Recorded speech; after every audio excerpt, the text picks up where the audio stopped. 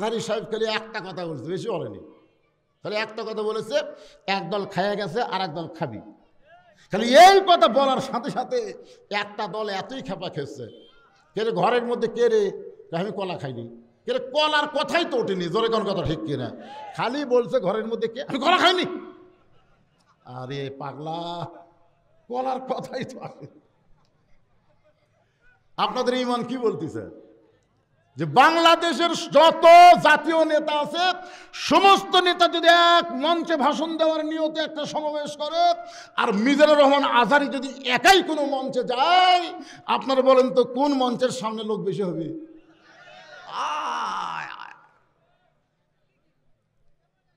হ্যাঁ, এখনকার কিছু নেতারা দেখবেন এসে ঘরের মধ্যে বসে থাকে, ওরা কিন্তু অনেক আগে আসে, টেজত আসে না। কেন আসে না? কারণ প্রধান বক্তা যখনই যাবি তখন লোকজন বেশি হবি, ওই সুযোগেই বয়ান মারবি। তোমরা কত বড় মরদ আছো, সমাবেশ ডাকো তো দেখি। কারণ বাংলার মানুষ আর নকল চাই না, আসল কোরআনের দিকে আসতেছে। জোরে বলেন কথা ঠিক? আল কোরআনের আলো ঘুরি চলবি।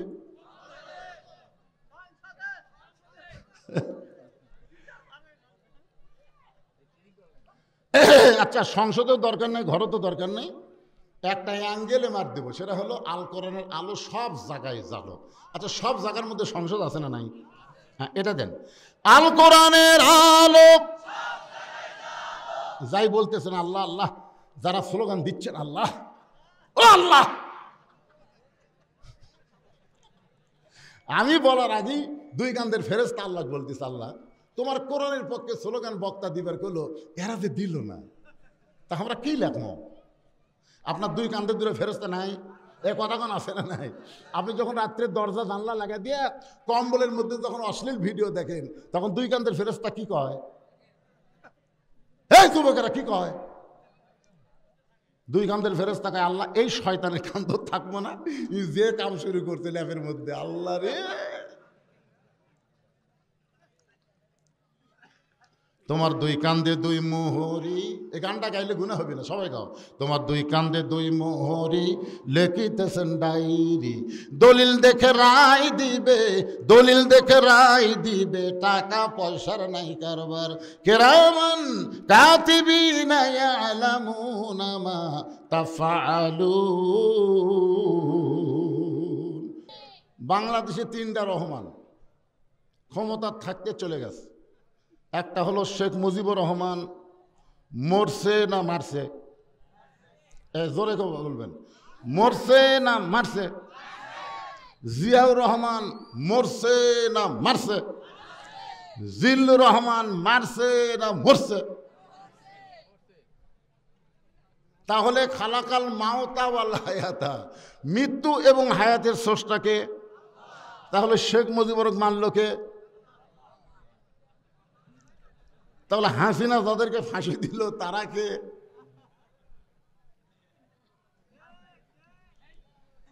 আজকে এটা আমাকে বোঝা লাগবে, বিশেষ করে যুবকদের জন্য আজকের ওয়াজ হচ্ছে বোনাস।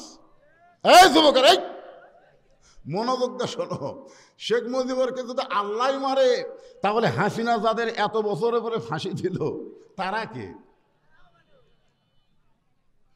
জিয়াউর রহমানকে মারছে, জিল্লুর রহমান মরছে, 2007 জনতা 24-এর আন্দোলনে জীবন দিল। জোরে কোন কথা ঠিক কিনা? 30,000-এর চাইতে বেশি পঙ্গু হলো। এই বাংলাদেশের মানুষকে আজকে মনে প্রাণে বিশ্বাস করে নেওয়া লাগবে, মারার মালিক যিনি, বাঁচানোর মালিক তিনি। তবে যে 2000 ছাত্র জনতাকে মারলো, এরা কেউ মরেনি, যার প্রমাণ আল্লাহর কোরআন। জিয়াউর রহমান মরেনি, মারিছে কিন্তু মরেনি, যার প্রমাণ হলো আবু সাইদ। আমার গ্রামে 3টা জন্ম নিছে। কয়টা? 3টা ছেলে 5 আগস্টের পরে হচ্ছে, এদের সকলের নাম তো হচ্ছে আবু সাইদ। একই গ্রামে 3টা ছেলের নাম আবু সাইদ। আবু সাইদের বাপ, আবু সাইদের মাও, আবু সাইদ তো মরেনি রে।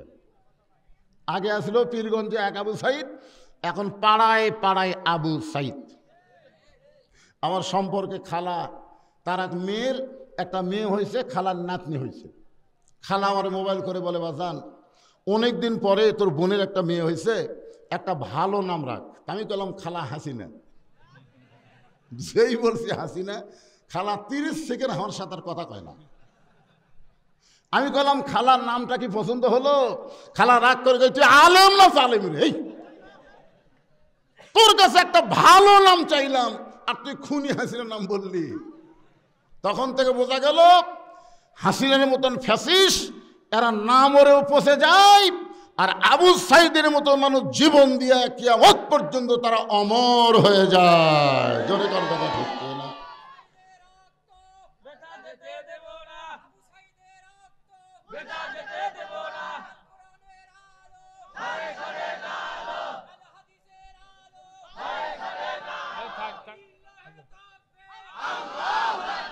লিল্লাহে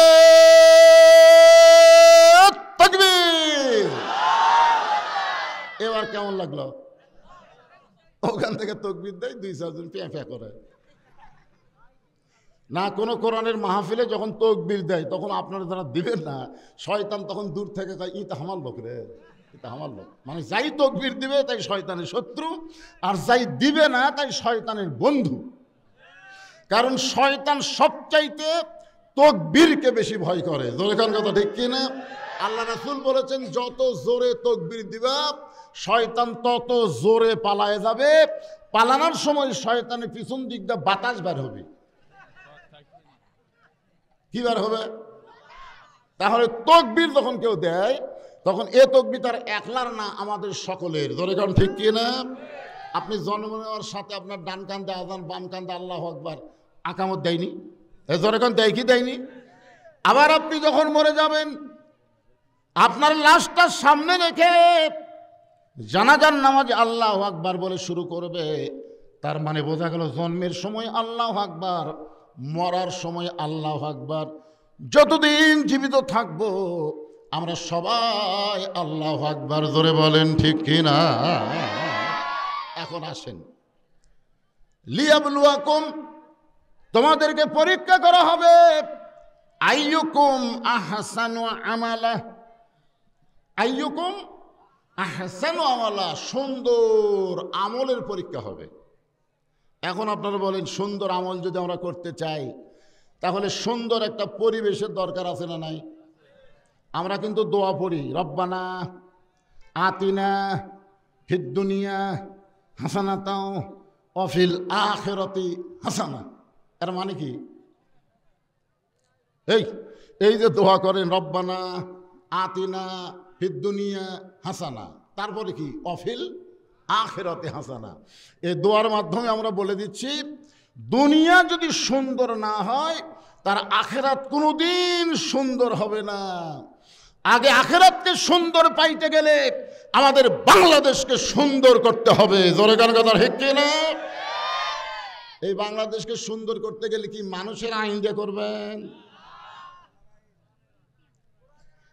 আল্লাহর কোরআনের আইনটা কেমন একটু বোঝানোর জন্য আপনাদের বলতেছি, মনোযোগ দিয়ে শুনবেন।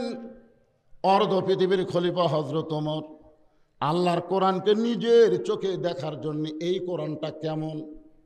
আজকে কোরআনের মাদ্রাসার জন্য দ্বিতীয় বক্তা আপনাদের কাছে ভিক্ষা চাইল। ভিক্ষা, 1 মণ ধান দেন, 10,000 টাকা দেন। এই মিয়া পড়ার একটা বদনাম হয়ে গেল। আমিও একটা মিয়া, বুঝলেন? হায় হায়, কি একটা বদনাম রে। আল্লাহ রাসূল বলেন, ওসমান আল্লাহ তোমাকে কত সম্পদ দিছে? ওসমান গনি বললেন, ইয়া রাসূলুল্লাহ, আল্লাহ আমাকে কত সম্পদ দিছে তার হিসাব আমি সঠিকভাবে দিবার পারবো না, তবে একটা হিসাব আমার কাছে আছে। বলে, কি হিসাব? বলে, আল্লাহ আমাকে যত সম্পদ দিছে এই সম্পদ রক্ষণাবেক্ষণ করার জন্য যে গুদামে রাখা হয়েছে, ওই গুদামে তালা দিয়া চাবি টানতে একটা তেজস্বী উট হিমশিম খায়। কি টানতে? চাবি বোঝেন না? তালা দেওয়ার পরে যে দিলেন তার নাম কি? ওই চাবি টানতে একটা উট হিমশিম খায়। তাহলে চিন্তা করেন কত সম্পদ আল্লাহ দিছে। আল্লাহ বলে, ওসমান, আল্লাহ তোমাকে এত সম্পদ দিয়েছে, সেই সম্পদ যদি ফেরত চায়, দিছে কে? সে আল্লাহ যদি ফেরত চায় তুমি কি করবা? সঙ্গে সঙ্গে ওসমান গনি এক দৌড় দিলেন। সাহাবেরা বলতেছে, সম্পদ ফেরত চাওয়ার কথা শুনে ওসমান গনি দৌড় মারলো।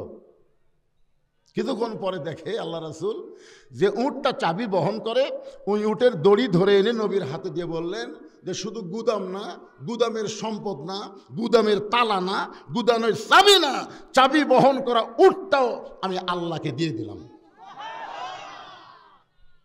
রাসূল বলে, ওসমান তুমি সবই দিয়ে দিলে? ওসমান বলে, সাহিবা মাত্র ও আর বাহককে দিতে বাধ্য থাকিব, যে আমাকে দিছে তাকে দিতে আমি কেন অপারগতা প্রকাশ করব? রাসূল বললেন, তাহলে তোমার জন্য তুমি কি রাখলা? বলে, আমার জন্য আল্লাহ রাসূল থাকলেই যথেষ্ট। খালি সুবহানাল্লাহ করে হবি না তো? কি হারে চালো, আরে 50,000 টাকা চালো ঘরে বলতে আমি শুনতেছি। এই মিয়াপাড়ার সব চাকরি বাকরি করে, বিদেশে বাইরে থাকে, তাদের কাছে 50,000 টাকা কোনো ব্যাপার। এই ভাই ওটা নাই, আমি দান চাচ্ছি না, ওয়াজ কর্ম। দেখছেন এই যাই উঠবে জুতা কেড়ে নেবেন, কারণ মাথার উপর দিয়ে জুতা নিয়ে যাওয়ার কোনো পাওয়ার নাই। জোরে কোন কথা ঠিক কেন? কথা কোন? পায়ের স্যান্ডেল মাথার উপর উঠবে কেন? কেউ যদি উঠবার চায় আপনারা বলবেন, বন্ধু যদি যাবার চাও পায়ের স্যান্ডেল রাইখা যাও রে। একটা গান আপনারা শোনেন না আগে? বন্ধু যদি যাবার চাও ঘাড়ের গামছা রাইখা যাও রে। মানে তোমার গামছা দেখে দেখে তোমার কথা আমার মনে হবে। কেউ যদি যাবার চাই পায়ের স্যান্ডেল থুবেন, স্যান্ডেল থুয়ে যা, দেখবেন আর যাবে না। চিন্তা করে দেখেন, সমস্ত সম্পদের মালিক কে? অথচ আপনারা মনে করলেন সম্পদ হলো আমার। এ দেখতেছেন না হুজুর, এটা আমার। এই সাইডে যা দেখতেছেন আমার ভাইয়ের, পিছনে যা দেখতেছেন আমার চাচার। তো সবই যদি তোমাকে হয় আল্লাহর, তখন মসজিদের কাছে গিয়ে বলতে যে হুজুর, আমাদের মিয়াপাড়াত আল্লাহর কিছুই ছিল না, আমার চাচা 10 শতক আল্লাহ দান করছে, আমরা টাকা পয়সাতে আল্লাহ ঘর বানিয়ে দিছি। ফেরেশতাকে, আল্লাহ এই দেশের নাম কি? যে দেশে তোমার কিছু নাই, আর চাচা দান করলে তোমার জায়গা হয়, আর এরা টাকা দিয়ে তোমার ঘর বানিয়ে দেয়, এই দেশের নাম কি? আল্লাহ বলে, ওই দেশের নামই বাংলাদেশ রে। ওই বাংলাদেশে আমি আল্লাহর চাইতে গরিব কেউ নাই। আজকে একদম বাকদম ঘোলাডম ঢাকঢং শিখাই, এই মিথ্যা শিক্ষা দিয়ে মাস গেলে 50,000 টাকা বেতন পায়। জোরে কোন কথা ঠিক না? আর আল্লাহর কোরআনের শিক্ষার জন্য ভিক্ষা করা লাগে রে, ভিক্ষা করা। আজকে প্রাইমারি 1 তলা ভাঙ্গা 2 তলা হলো, হাই স্কুল 4 তলা হলো, আর মাদ্রাসার 2 তলা প্লাস্টার করা লাগবে। আপনাকে সিমেন্ট চাইলে দেব না, দেব না।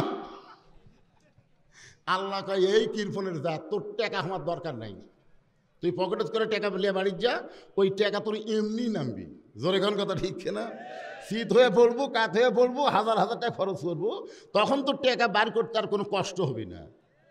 গোসলখানার যা, তোর বউ স্লিপ খেয়ে পড়বি, মাজা ভাঙ্গা যাবি, বঙ্গু হাসপাতালে যাবো, 1.5 লাখ টাকা খরচ করবো, তখন টাকা বাড়াবি রে, তখন টাকা বাড়াবি রে।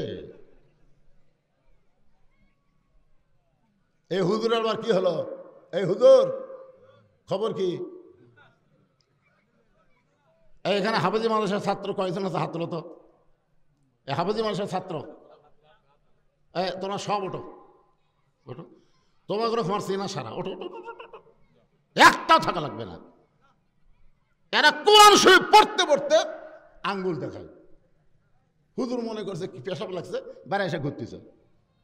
আমি বললাম, কেন বেড়া ঘুরিস খা? পড়তে পড়তে বিরক্ত লাগে, তাই বেড়াচ্ছি। এরা ওয়াজ শুনবার পারবে না, তো কিছুক্ষণ পর পর একটু বিরক্ত লাগবে। কি ওয়াজ শুনবা? শুনবা কথা কম লাগে, শুনবা? ওটা চলবি না। যদি এরকম 1 লোক দেখান লাগবি, 2 লোক দেখান লাগবি, 3 লোক দেখান লাগবি, তাহলে ছুটি হবে। হযরত ওমর আল্লাহর কোরআনকে নিজের চোখে দেখার জন্য ছদ্মবেশে মদিনার অলি গলি ঘুরতেছে। আজকে আপনাদেরকে আমি কোরআন শোনাবো না, এইটা কেমন কোরআন বাস্তবে আপনাদের দেখাবার চাই। একটু দেখার দরকার আছে না নাই? তাহলে মনোযোগ দিয়ে শুনবেন। ওমর ফারুক দেখতে পাই 2 পাহাড়ের মাঝখানে একটা গিরিপথ, ওই গিরিপথের ভিতরে একটা সুন্দরী মেয়ে ধীর গতিতে হেঁটে হেঁটে চলতেছে। মেয়েটার সামনেও কোনো মানুষ নাই, পিছনেও কোনো মানুষ নাই। মেয়েটা ধীর গতিতে হেঁটে হেঁটে সামনের দিকে আসতেছে। ওমর ফারুক লক্ষ্য করে দেখে মেয়েটার সামনেও কোনো মানুষ নাই, পিছনেও কোনো মানুষ নাই। মেয়েটা হলো অতীব সুন্দরী। আপনারা সুবহানাল্লাহ বলেন না? আপনারা মনে করতেছেন পরিমণির মতো। মেয়েটা দেখতে কালো হলেও ক্ষতি নাই, খাটো হলেও ক্ষতি নাই। মেয়েটার শরীরে আল্লাহর আইন পর্দা যখন থাকবে, ওই মেয়েটা ইসলামের সবচাইতে সুন্দরী হবে। ধরে কোন কথা ঠিক কিনা? এই জন্য আমার সঙ্গে যুবকেরা সবাই বলবা, পর্দানিশী নারী যারা বিশ্ব সুন্দরী তারা। কি বলবা? আমি যেই বলবো পর্দানিশী নারী যারা, তোমরা বলবা বিশ্ব সুন্দরী তারা। পর্দানিশী নারী যারা। আর যেই বলবো বেপর্দা নারী যারা, তোমরা বলবা ব্রয়লার মুরগি তারা। বলতে পারবো না? দেখবেন দেশি মুরগি আপনাকে দেখা মাত্রই দৌড় মারবে, আপনি তাকায় থাকেন, আঁচড়া পাঁচড়া সব ফৌরে দিয়ে ঢাকা। ঠিক কিনা বলেন? আচ্ছা, দেশি মুরগির শরীর দেখা যায়? আপনাকে গ্রামের দেশি মুরগি নাই, ও আপনাকে দেখলেই কাছে থাকে না, দৌড় দেয়, মারে দৌড়। আপনি তাকায় থাকাও লাভ নাই, কারণ আঁচড়া পাঁচড়া সব ফৌরে দিয়ে ঢাকা। আর ব্রয়লার মুরগি দেখবেন আপনাকে দেখে দৌড় দিবে না, বরং আপনার চারিধার তাওয়াফ করবি, খালি ঘুরবি খালি ঘুরবি। আপনি তাকায় দেখেন আঁচড়া ফাঁচড়া সব বার করা। এই জন্য সকলে বলবেন, আমি যে বলবো বেপর্দা নারী যারা, আপনার বলবেন শিলা কলা তারা। বলতে পারবেন না? বেপর্দা নারী যারা, বেপর্দা নারী যারা ব্রয়লার মুরগি তারা। ওমর ফারুক মেয়েটার আপাদ মস্তক দেখতেছে। অকরনা ফি বুয়ুতিকুন্না ওয়ালা তাবাররুজনা তাবাররুজাল জাহিলিয়াতিল উলা। ওমর ফারুক ছদ্মবেশ ধারণ করে মেয়েটার নিকটে গিয়ে বললেন, মা, এই নির্জন পথে তুমি একা একা চলতেছো, তোমার সামনেও কোনো মানুষ নাই, পিছনেও কোনো মানুষ নাই, তোমার অন্তরে কি কোনো ভয় ডর লাগতেছে না? মেয়েটা বলে, পথিক, তুমি কি হযরত ওমরকে চেনো? সুবহানাল্লাহ কবেন না? মেয়েটা হযরত ওমরকে বলতেছে, পথিক, তুমি কি হযরত ওমরকে চেনো? ওমর যেদিন থেকে আল্লাহর কোরআন দিয়ে রাষ্ট্র চলায়, সেদিন থেকে পৃথিবীর এক প্রান্ত থেকে আর এক প্রান্ত পর্যন্ত একটা মেয়ে মানুষ যাবে, তার কলিজায় আল্লাহ ছাড়া অন্য কারো ভয় থাকবে না। তাহলে আল্লাহর ভয় যদি আমাদের কলিজার মধ্যে রাখতে চাই, মানুষের আইন দেওয়া সম্ভব না, মানুষের সংবিধান দেওয়া সম্ভব না, এটা কেবলমাত্র সম্ভব আল্লাহর কোরআন দিয়া। আপনারা বগুড়ার বড় মসজিদে কোনোদিন জোহর নামাজ পড়ছেন? মনে করেন বগুড়ার বড় মসজিদে আপনি সামনে কাতারে জোহর নামাজ পড়বেন, কিন্তু আপনার পাওয়াত আছে 2000 টাকার জুতে। আপনি বলেন তো, এই জুতাটা মসজিদের ভিতরে ঢুকতে গেলে আপনি কি করবেন? এ কথা কন না কেন, কি করবেন না ভাই? সত্যি কথা বলতে কোনো সমস্যা আছে? আপনি কি এই 2000 টাকার জুতে মসজিদের দরজা থুয়ে সামনে কাতারে যাবেন? তাহলে জুতা কি করবেন? জুতা হাত দিয়ে তুলবেন। যেই জুতা হাত দিয়ে তুলেছেন, তখন আপনার কান্দের ফেরেশতা আল্লাহকে বলতেছে, আল্লাহ, এই লোকটা আপনার ঘরের মধ্যে ঢুকবে নামাজের জন্য, কিন্তু জুতা তুললো কার ভয়ে? আল্লাহর ভয়।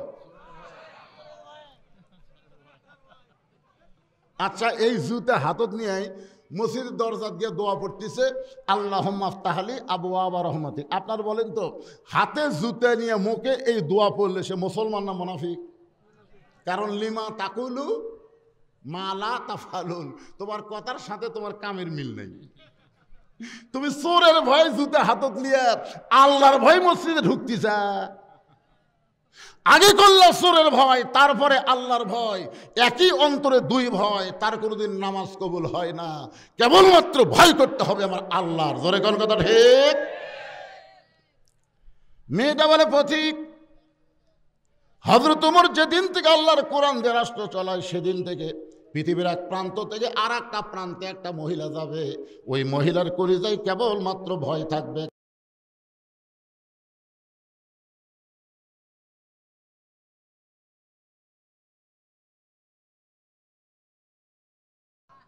আল্লামা সাইদি হুজুরকে 13 বছর জেলখানায় বন্দি করে রাখছিল। আপনার বলেন তো কোনো অন্যায় করার কারণে? যে কয়জন জামাতের নেতাদেরকে হাসিনা ফাঁসি দিল, তন্ন তন্ন করে খুঁজে দেখেন তাদের কোনো দোষ নেই। বিনা অপরাধে বাংলাদেশের জাতির শ্রেষ্ঠ সন্তানকে ফাঁসি দেওয়া হলো। জোরে কোন কথা ঠিক না? একটা নেতার ফাঁসির খবর আপনাদের বলতেছি, তার নাম হলো মীর কাসেম আলী। জোরে কোন নাম কি? মীর কাসেম আলীকে উকিল বলতেছে, স্যার আজকে রাত 12টায় আপনার ফাঁসি হবে। তো মীর কাসেম আলী বলতেছে, ভাই এখন কয়টা বাজে? বলে এখন বাজে রাত 9:30। তো মীর কাসেম আলী মুসকি মুসকি হাসে আর বলে, এখনো ফাঁসি হতে 2.5 ঘন্টা সময় লাগবে, এতক্ষণ বসে থাকে কি হবে? আমি 2 ঘন্টা ঘুম পারি। উকিল চুপ করছে। উকিল কি মানুষ নাকি রা? 2.5 ঘন্টা পর তার ফাঁসি হবে, সে বলে 2 ঘন্টা ঘুম পাড়বে। উকিল মনে করতে ফাঁসির চিন্তায় লোকটা পাগল হয়ে গেছে। উকিল যখন বের হয়ে যায়, 2 ঘন্টা পরে রাত যখন 11:30 বাজে, এমন সময় ফাঁসির কন্ডেম সেলে ঢুইকে দেখে মীর কাসেম আলী নাক ডাকা ঘুম পাড়তিছে। আপনার বলেন তো এই ঘুম কি সাধারণ ঘুম? মাত্র আর 30 মিনিট পরে লোকটার ফাঁসি হবে, আর সেই লোকটা এইভাবে ঘুম পাড়ে। এই মানুষ কেরে? পায়ের বুড়া আঙ্গুলে ঝাঁকি দিছে, লাভ দুটো বলতেছে, কে রে ভাই ফাঁসির সময় কি হয়ে গেছে? না স্যার এখন 8 ঘন্টা আছে। মীর কাসেম আলী ওযু করে 2 রাকাত নামাজ পড়ে সূরা মুলুক মুজাম্মিল তেলাওয়াত করে, ফাঁসির কন্ডম সেলের মধ্যে যেই পাঞ্জাবিটা সবচাইতে সুন্দর, ওই পাঞ্জাবিটা পরে চিরুনি দিয়ে চুল হাসরায় বলতেছে, দেখো তো উকিল আমাকে কেমন লাগতেছে। উকিল কান্দে, আর 2-4 মিনিট পর লোকটার ফাঁসি হবে। আর সেই লোকটা সুন্দর পাঞ্জাবি পরে মাথার চিরুনিতে চুল হাসরায় বলে, উকিল কেমন লাগতেছে? উকিল বলে, স্যার আপনার ফাঁসি হবে।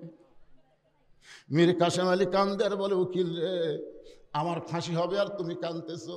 তুমি জানো না উকিল, আমি 2 ঘন্টার মধ্যে ঘুমের ভিতরে আল্লাহ পাক আমারে দেখাইছে ফাঁসির মাধ্যমে 8টা জান্নাতের দরজা আমাকে বরণ করে নিবে। উকিল রে,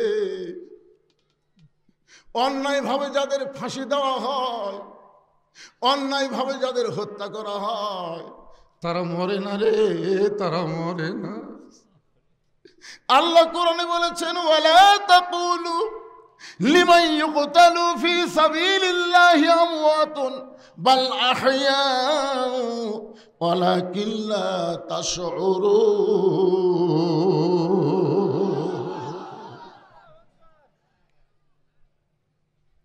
মামুনুল হকের কোনো দোষ নাই, বিনা দোষে অন্যায়ভাবে তাকে জেলে রাখলো। এত বড় একটা জুয়ান মানুষটা এমন পিটন দিছে, এমন শাস্তি দিল, যার কারণে হুইল চেয়ারে তাকে আদালতে হাজিরা দিতে হলো। রফিকুল ইসলাম মাদারির কোনো দোষ নাই, ডান্ডা পড়ি পড়াইছে, আমির হামজারে ডান্ডা পড়ি পড়াইছে, এদের কোনো দোষ নাই বাবা। একটাই দোষ, এরা আল্লাহর জমিনে কোরআনের বিজয় চায়। মেয়েটা বলে, আমির আল মুমিনিন শুধুমাত্র ঈমান গ্রহণ করার অপরাধে, আমার জীবনের কোনো অপরাধ নাই, শুধু একটাই অপরাধ, আমি ঈমানকে গ্রহণ করেছি। ঈমানের কলেমা পড়া কোনো অপরাধ না। কেউ যদি ঈমানের কলেমা পড়েন তার কোনো অপরাধ হবে না, কিন্তু ঈমানকে যখন গ্রহণ করবেন তখন বাতিলের সঙ্গে আপনারা আর আপোষ করতে পারবেন না। আর বাতিলের সঙ্গে যখন আপোষ না করবেন তখন বাতিল আপনাকে জেলের মধ্যে অন্যায়ভাবে আপনাকে হত্যা করার চেষ্টা করবে। জোরে কোন কথা ঠিক কিনা? মেয়েটা বলে, আমির আল মুমিনিন সকালবেলায় আমাকে 3টা করে চাবুক মারছে, বিকেলবেলায় 3টা করে চাবুক মারছে, আমার দেহের এমন কোনো জায়গা নাই যেই জায়গায় চাবুকের আঘাত লাগে নাই। কিন্তু আপনি যখন রোম পারস্য দখল করলেন, আমি দক্ষিণী মেয়ে রোমের জেলখানার মধ্যে বন্দী ছিলাম, আপনি যখন রোম পারস্য দখল করলেন তখন আপনি ঘোষণা করে দিলেন মুসলমান কোন রাষ্ট্র যখন দখল করবে ওই রাষ্ট্র তখন আল্লাহর কোরআন দিয়া চলবে, আর আল্লাহর কোরআন দিয়ে যখন কোনো রাষ্ট্র চলবে ওই রাষ্ট্রে জেলখানার কোনো দরকার পড়বে না। আপনি জেলখানার দরজা মুক্ত করে দিলেন। আমার দাদা খ্রিস্টান, আমার বাবা খ্রিস্টান, যেই দেশে আমি জন্ম নিয়েছি রোমের সবাই খ্রিস্টান, আমি একজন মুমিনা নারী খ্রিস্টানদের বাড়িতে কেমনে যাই? এ 18 বছর যৌবনা বয়স নিয়ে আজকে 6 দিন হলো আপনাকে খুঁজতেছি। যদি আপনাকে পাই, আপনার কাছে দুঃখিনী মেয়েটা একটু আশ্রয় চাই। ওমর ফারুক ছোট বাচ্চার মতন কাঁদতেছে, ছোট বাচ্চার মতন কান্দার বলে, মা ওমর ফারুক তোমাকে আশ্রয় দিবার পারবে না, তুমি যে ঈমান গ্রহণ করেছো ইসলাম তোমাকে অধিকার দিয়া দিবে। আপনার বলেন তো ইসলামে নারীদের অধিকার আছে না নাই? জোরে করে আছে না নাই? কিছু কিছু নেতা নারীদের কাছে গিয়ে বলতেছে, নারীরা তোমরা যদি কোরআনের দলকে ভোট দাও তাহলে তোমাদের বাড়ির দরজাতে কেবল খিল মেরে দিবি, তালা মেরে দিবি, তোমাদেরকে এমনভাবে ঘরের মধ্যে বন্দি করবি, তোমরা জেলখানার মধ্যে থাকবে, তোমরা কিন্তু বাড়াবার পারবে না, খবরদার। আমি মায়েদের বলতেছি, মা শিয়াল শিয়াল মুরগির স্বাধীনতা চাই। কি জন্য চাই? আপনারা কোন তো ভাই, শিয়াল মুরগির স্বাধীনতা, মুরগি যেন ইচ্ছা মতো বার হবার পারে, এটা শিয়াল কেন চায়? আমার কথা বুঝতে পারতেছেন না? মানে শিয়াল মুরগির স্বাধীনতা চাচ্ছে, ইচ্ছা মতো খাবি রে। আমি বলতেছি মা, এইরকম কথা যারা বলবে তারা হলো শিয়াল। আপনারা ব্যাপারটা থাকবেন, ওরা আপনাদের কাছে কিছু খাবার চায়। জোরে কোন কথা ঠিক? আমি মায়েদের বলতেছি, মা পর্দার অন্তরাল থেকে যারা শুনতেছেন মনোযোগ দিয়ে শোনেন। ওমর ফারুক বললেন, রে মেয়ে এখন তোমার বয়স কত? মেয়েটা বলতেছে 6 বছর বয়সে ঈমান গ্রহণ করেছি আর 12 বছর জেলখানায় বন্দি জীবন কাটাইছি, সর্বসাকল্যে আমার বয়স হলো কত? সবাই বলেন কত? ওমর ফারুক বললেন, 18 বছর যৌবনা নারীর জন্য ইসলাম বহু অধিকার দিছে, তার মধ্যে 1 নম্বর অধিকার হলো ভালো একটা ছেলের সাথে বিবাহ বসা। আপনারা বলেন তো সোনাতলার লোকেরা, ভালো ছেলে বলতে আপনারা কাদেরকে বুঝতেছেন? ভালো ছেলে সরকারি চাকরি? হ্যাঁ, ভালো ছেলে বলতে আমরা তাদেরকে 1টা টাকার ডিমান্ড নেবে না, মহরণের সমস্ত টাকা নগদ দিবে। জোরে কোন কথা ঠিক? 1টা টাকাও ডিমান্ড নিবি না। 1টা টাকাও ডিমান্ড নেওয়া কি? এ ফতোয়া আপনারা জোরে দিবেন। যাই হারাম শব্দটা উচ্চারণ করবে না, আল্লাহ মরার 3 দিন আগে যেন বোমা করে দেয়। আচ্ছা, ডিমান্ড নেওয়া জায়েজ না হারাম? আরো জোরে, জোরসে বলুন। ময়না তুমি কেমনি বুঝলে, ছোট মানুষ? এখন বলেন তো মহরণা দেওয়া কি সুন্নত না ফরজ? জোরে বলেন, আরো জোরে। তাহলে ডিমান্ড নেওয়া হারাম, মহরণা দেওয়া ফরজ। যে সমস্ত যুবকেরা 1টা টাকাও ডিমান্ড নেবে না, সমস্ত মহরণা নগদ দিবে, এই ছেলেরাই হলো ভালো ছেলে। আমাকে এক মেয়ে বলতেছে, হুজুর আমার স্বামী এত সুন্দর, শাকিব খানের মতন। আমার স্বামীকে নিয়ে যখন রাস্তার যাই, রাস্তার মেয়েরা খেলে আমার স্বামীর দিকে তাকা থাকে। হুজুর এমন কোনো দোয়া আছে যে দোয়া পড়ে স্বামীর বুকত ফুঁক দিলে স্বামীর দিকে কোনো মেয়ে মানুষ তাকাবি না? আমি কইলাম, মা এরকম দোয়া তো আমি খুঁজে পাইনি, তবে একটা আমল আছে, তুমি করতে পারবা? তুমি এটা আমাকে বলতে, হুজুর পারবো। বলেন কি আমল? আমি বললাম, তোমার স্বামীকে চাচা বানান লাগবে। যেই বলেছি চাচা, মেয়েটা, হুজুর আপনি একটা আলেম মানুষ, এটা একটা কথা বলেন, স্বামী কোনোদিন চাচা, চাচা কি কভার করছি, চাচা বানাবার করছি রে পাগলি। তুমি হাত পাও ধরে তোমার স্বামীকে একটু চাচা বানাও। ওই হাত পাও ধরে স্বামী আস্তে আস্তে পাও তেলটা দিয়ে পায়ে একে খড়খড়া সমান করে দিচ্ছে। আর কয়, ময়না পাখি একটু দাঁড়িয়ে রাখো, একটু দাঁড়িয়ে রাখো। এখন দাঁড়িয়ে 4 আঙ্গুল হচ্ছে। ওই মেয়েটা আমাকে মোবাইল করে বলতে, হুজুর এমন আরাম হুজুর, আমার স্বামীকে রাস্তার যখন বের হই, একটা মেয়েও আমার স্বামীর দিকে তাকায় না। যদি কোনো মেয়ে তাকায়, আসসালামু আলাইকুম চাচা কেমন আছেন, আমার সামনে আমার স্বামী তখন চাচা কয়, তখন আমার কি আনন্দ লাগে। আমি মায়েদেরকে বলবো, মা যদি আপনার স্বামীকে একা একা আপনি ভালোবাসতে চান, একা একা নিয়ে যদি প্রেম প্রীতি করবার চান, তাহলে স্বামীকে কষ্ট করে হলেও চাচা বানান লাগবে। বিয়ের আগে যেই ছেলেরা দাড়ি রাখবে, বিয়ের আগে যেই ছেলেরা 5 ওয়াক্ত নামাজ পড়বে, এই ছেলের চরিত্র ভালো হবে। ওমর ফারুক বললেন, মা এই মুহূর্তে তোমার 1 নম্বর অধিকার হলো ভালো একটা ছেলের সঙ্গে তোমার বিয়ে বসা, কিন্তু তোমার তো কোনো অভিভাবক নাই। আমি অভিভাবক একটা ছেলের খবর দিচ্ছি, দেখো তো ছেলেটা তোমার পছন্দ হয় কিনা। মেয়েটা বলে, আমিরুল মুমিনিন তাহলে বলেন তো ভালো ছেলেকে। ওমর ফারুক বললেন, ছেলেটার নাম হলো আব্দুল্লাহ। ছেলেটার বয়স হলো 22 বছর, লম্বায় হলো 6 ফুট 2 ইঞ্চি, গায়ের রং হলো ফর্সা চাঁদের মতন চেহারা, 30 পারা কোরআনের হাফেজ, 6 লক্ষ হাদিসের হাফেজ।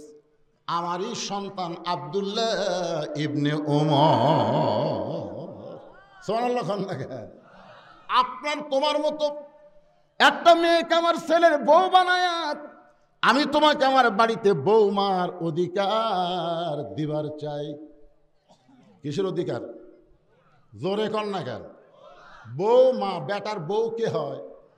আপনাকে বেটা নাই, বেটার বউ আপনাকে কে হয়? বউ। জোরে কন। যারা মুরব্বী আছে তারা বলতেছে না, না বলার কারণ হলো চিন্তা করতেছে বউ মা তো হবার পারলো না, আমার বেটার বউ তো দজ্জাল। সবসময় স্বামীর কাছে শাশুড়ির বিরুদ্ধে শ্বশুরের বিরুদ্ধে কথা বলে। এরকম বেটার বউ আছে না নাই? দরকার আছে না নাই? একেবারে হঠাৎ দেখবেন ফ্যান বন্ধ করে আপনার গায়ে বাতাস করতেছে, কিছুক্ষণ পরে কপাল টিপতেছে, হাতের আঙ্গুল টানতেছে। স্বামী কয়, কে গো কি হয়েছে?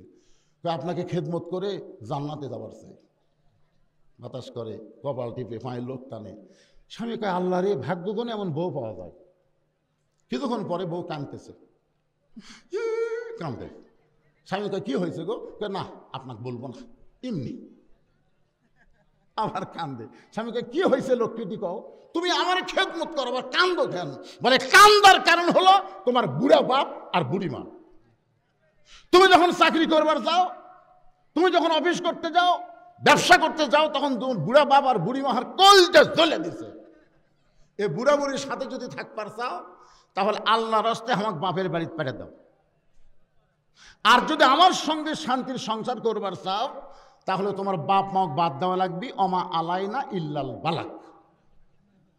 আমার ওয়াজ শেষ, এখন তুমি কি আমল করবা?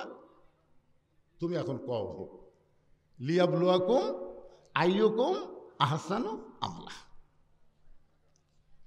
বউ যখন কইছে এখন কি আমল করবা কও, এমন সময় আল্লাহর কোরআন বলতেছেন, ওয়াকাদা রাব্বুকা আল্লা তা'বুদু ইল্লা ইয়াহু ওয়া বিল ওয়ালিদাইনি ইহসানা। আল্লাহু আকবার। স্বামী লাফ দিয়ে উঠে বলতেছে, ওঠ ওঠ। বউকে কি হলো, এত গরম কেন? গরম হওয়ার কারণ হলো, আমি চিন্তা করে দেখলাম তো সকালবেলা ছেড়ে দিলে বিকালে বিয়ে করার পারবো। তুই যদি সকালবেলা মরিস, আমি দুপুরবেলা বিয়ে করবো রে। বউ ছেড়ে দিলে, বউ মরলে বউ পাওয়া যাবে রে। কিন্তু তুই যে বাপ মায়ের বিরুদ্ধে বাস করলি, এই বাপ মা যদি মরে যায়, কিয়ামত পর্যন্ত কানলে বাপ মা পাওয়া যাবে না রে। ওঠ, ব্যাগ ট্যাগ সব গুছালে 3 তালাকের গাড়ি চড়ে বাপের বাড়ি যা। কয় তালাকের গাড়ি? স্বামী দৌড়ে এসে, বউ দৌড়ে এসে স্বামীর পা ধরে বলতেছে, আমি আপনাকে পরীক্ষা করলাম গো, আপনি আসলে আল্লাহর ওলি।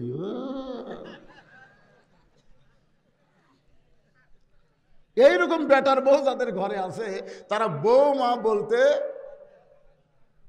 লজ্জা করতেছে, ঘৃণা করতেছে। ওমর ফারুক বললেন, না, আমার আব্দুল্লাহর সঙ্গে তোমাকে বিয়ে দিয়ে তোমাকে বৌমা বানায়া আমার বাড়িতেই তোমাকে অধিকার দিবার চাই।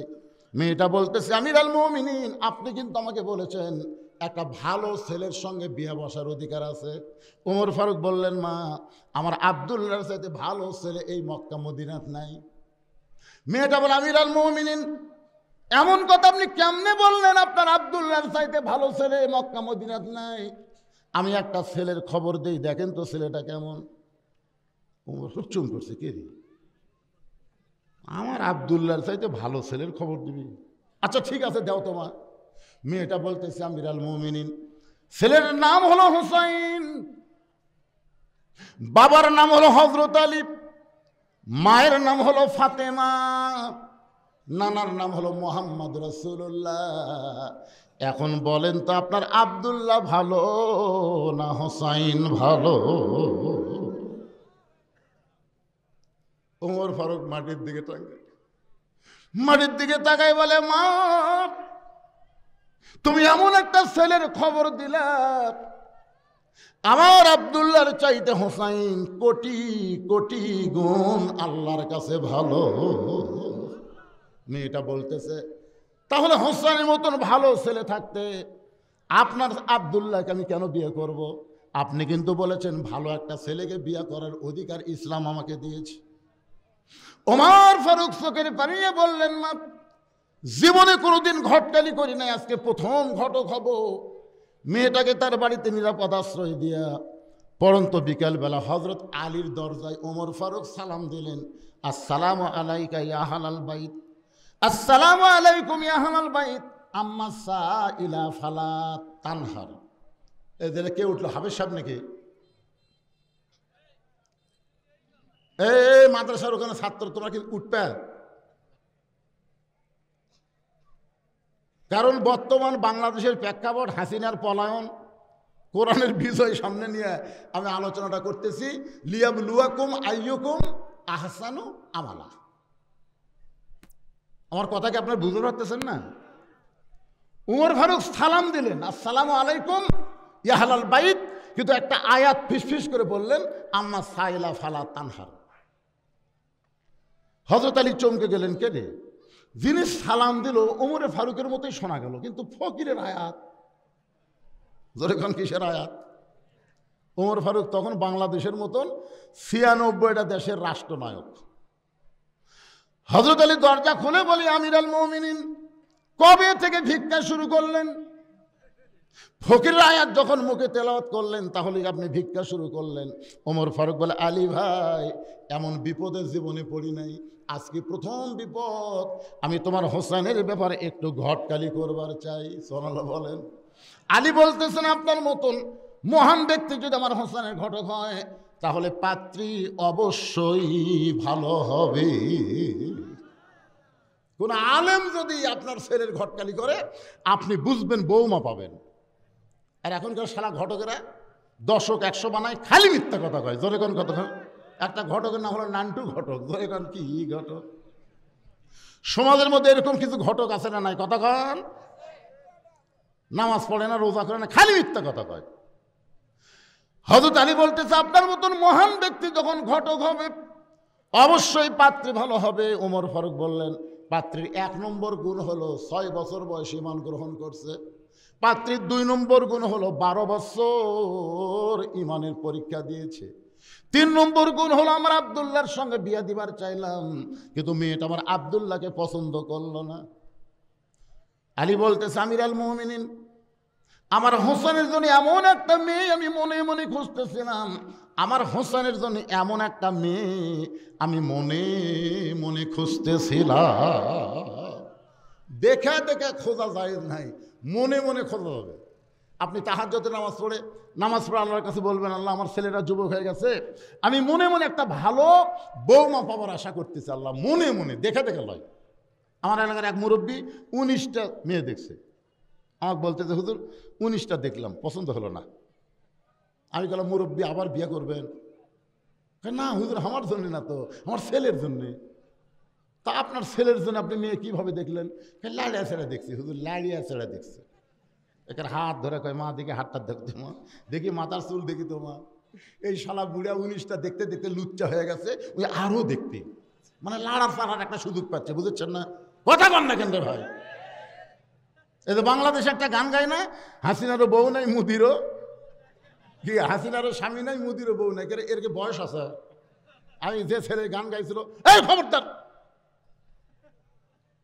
হাসলামও গান গাও মানে? হাসিনারও বউ নাই, মুদিরও কি, হাসিনারও স্বামী নাই, মুদিরও বউ নাই, এর মানে বুড়া বুড়ি কি করবি রে?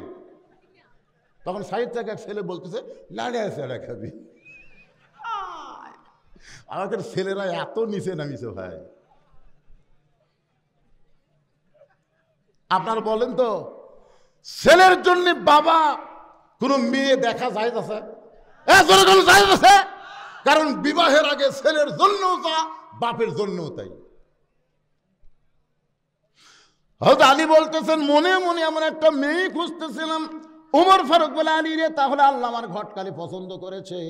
এই বলে হযরত আলীকে বুকের মধ্যে নিয়ে দুই যখন মুচকি মুচকি হাসতেছে, এমন সময় হোসেন ঘরের ভিতর থেকে যে সালাম দেয়, বলে মুরব্বীরা আপনার দুইজন যেভাবে আনন্দ করতেছেন মনে হয় বিয়ে আপনারাই করবেন।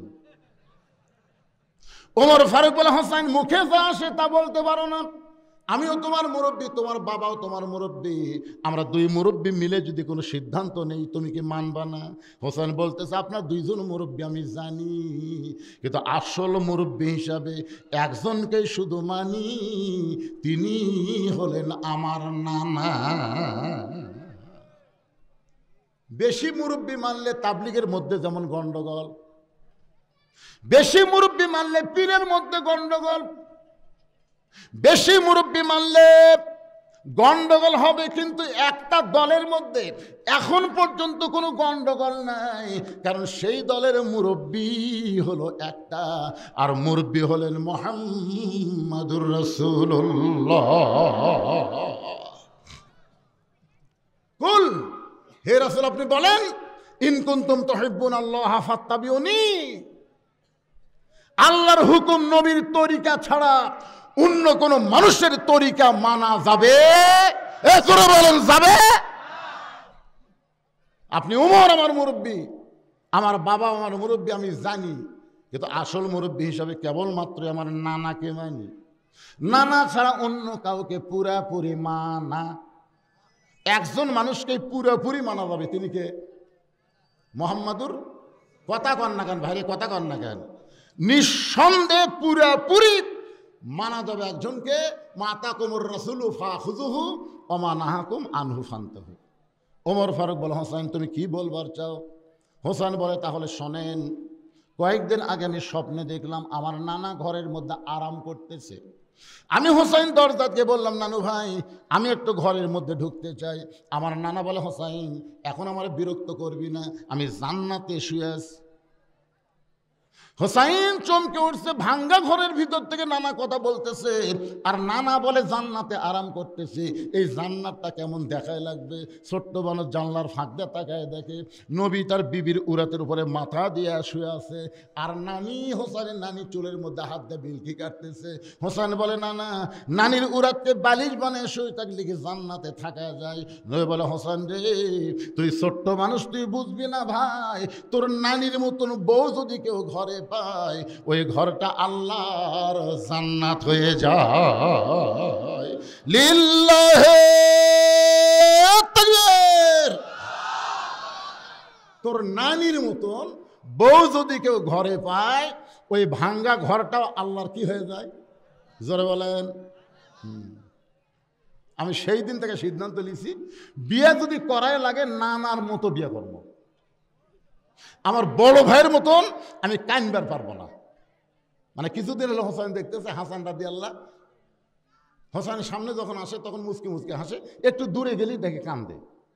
হোসেনের সন্দেহ হলো কে রে, আমার বড় ভাই এরকম হঠাৎ হাসে হঠাৎ কান্দে, কারণ কি? কাছে যে ভাইয়ের হাত ধরে বলতেছে হাসান ভাই দুই ভাই একই সঙ্গে থাকছি গো, দুই ভাই একই সঙ্গে কত আনন্দ করছি, আজকে তুমি কান্দো আমি হাসি, কারণ কি? হাসান বলতেছে কাকুজান কোষ না, তোর ভাবি আমার কলজাত আগুন ধরে দিছে রে, তোর ভাবি মানুষটা ভালো নয় রে, আমার বাপ বোঝেনি, এখন যদি আমার বাপ শোনে তাহলে কষ্ট পাবি, দরকার নেই, তোরে কইলাম তুই যেন কারো কোষ না। হাসান রাদিয়াল বইয়ের নাম হলো জায়দা, জোরে বলেন নাম কি? জায়দা হলো কুটনি মেয়া, জোরে কন কি মেয়া, এ কথা কন না কেন কি মেয়া, এর কথা ওর কাছে, ওর কথা এর কাছে। গোটা পাড়ার মধ্যে খণ্ডগোল লাগানোর জন্য একটা নারী যথেষ্ট, জোরে কোন কথা ঠিক কিনা? আমি সেই দিন সিদ্ধান্ত নিয়েছি আমার নানা যেমন বিয়ে করছে আমিও তেমন বিয়ে করব। বাবা দৌড়ে গিয়ে হাত ধরে বলে, বাবা আপনি সত্যি করে বলেন তো আমার মা আপনার কেমন বউ? আপনি বলেন তো বাবা আমার মা আপনার কেমন বউ ছিল? বাবা আপনি যেমন আমার মাকে বিয়ে করে আপনার ভাঙ্গা ঘর জাঙ্গা করছেন, আমার নানা যেমন নানিকে বিয়ে করছে ভাঙ্গা ঘর জান্নাত হয়ে গেছে, আমিও তেমন একটা বিয়ে করব। ওমর ফারুক বলে, হোসাইন আমি যে মেয়েটার ঘটকালি করতেছি বাবা এই মেয়েটাকে বিয়ে করো, তোমার ঘরটা জান্নাত হয়ে যাবে। হোসাইন বলতেছে আপনার কথা মতো আমি বিয়ে করব না। ওমর ফারুক বলে, তাহলে তুমি কেমনে বিয়ে করবা? হোসেন বলে, আমির আল মুমিনিন আমি সেই মেয়েকে বিয়ে করব যে মেয়েটা আমার 3টা প্রশ্নের উত্তর দিবার পারবে। জোরে বলেন কয়টা? ওমর ফারুক বলে, হোসাইন কি 3টা প্রশ্ন করবা? হোসাইন বলতেছে, যাকে বিয়ে করব তার সামনে প্রশ্ন হবে, দুনিয়ার অন্য কারো কাছে প্রশ্ন আউট করব না। ওমর ফারুক বল, আলী রে তোমার হোসেন যে 3টা প্রশ্ন করবে এই সম্পর্কে তোমার জানা আছে? আলী বলতেছে, জীবনের প্রথম শুনলাম। ওমর ফারুক বলে, আমিও জানি না তুমিও শোনো নাই, তাহলে আমার ঘটকালে আল্লাহ কবুল করলো না। কানতে কানতে ওমর ফারুক মেয়েটার কাছে গেছে। মেয়েটা বলতেছে, আমির আল মুমিনিন খবর কি? ওমর ফারুক বলে, মা আমার আব্দুল্লাহকে বিয়ে কর, তোর জীবন শান্তিময় হয়ে যাবে। মেয়েটা বলতেছে, তাহলে একটাবার বলেন হোসেনের চাইতে ভালো। ওমর ফারুক বলে, যেটা ভালো না সেটা কেমনে বলবো? মেয়েটা বলে, আমির আল মুমিনিন একটা ভালো ছেলেকে বিয়ে করার অধিকার যদি থাকে তাহলে আমি হোসেনকে করব বিয়া, দুনিয়ার অন্য কোনো যুবক বিয়ে করব না। ওমর ফারুক বলে, মা হোসেন সেই মেয়েটাকে বিয়ে করবে যে মেয়েটা 3টা প্রশ্নের উত্তর দিবার পারবে, যেই প্রশ্ন আমি জীবনেও জানি না, তার বাবাও শোনে নাই, তাহলে তুমি কেমনে দিবা? মেয়েটা বলি, আমির আল মুমিনিন হোসেন কি 3টা প্রশ্ন করবে আমি জানি না, তবে আমার ঈমান বলতেছে আমি না পারলেও আমার আল্লাহ পারাবে। লিল্লাহে তাকবীর। কে বলতেছে? না না না, খেয়াল করেন, মেয়েটা বলতেছে আমার ঈমান বলতেছে, আমার ঈমান বলতেছে হোসেন কি 3টা প্রশ্ন করবে আমি জানি না, তবে আমি না পারলেও আমার আল্লাহ পারবে। আমাদের ঈমানও বলতেছে আগামীর বাংলাদেশ কোরআনের বাংলাদেশ হবে। জোরে কোন কথা ঠিক কিনা? বুকে হাত দেন, বুকে হাত দেন ভাই। আজহারি সাহেব খালি একটা কথা বলছে, বেশি বলেনি, খালি একটা কথা বলেছে, একদল খাইয়া গেছে আর একদল খাবি। খালি এই কথা বলার সাথে সাথে একটা দল এতই খেপা খেয়েছে, কে রে ঘরের মধ্যে কে রে, আমি কলা খাইনি, কে রে কলার কথাই তো ওঠেনি। জোরে কোন কথা ঠিক কিনা? খালি বলছে ঘরের মধ্যে কে, আমি কলা খাইনি। আরে পাগলা, কলার কথাই তো আসে। আপনাদের ঈমান কি বলতেছে? যে বাংলাদেশের যত জাতীয় নেতা আছে সমস্ত নেতা যদি এক মঞ্চে ভাষণ দেওয়ার নিয়তে একটা সমাবেশ করে, আর মিজানুর রহমান আজহারী যদি একাই কোনো মঞ্চে যায়, আপনারা বলেন তো কোন মঞ্চের সামনে লোক বেশি হবে?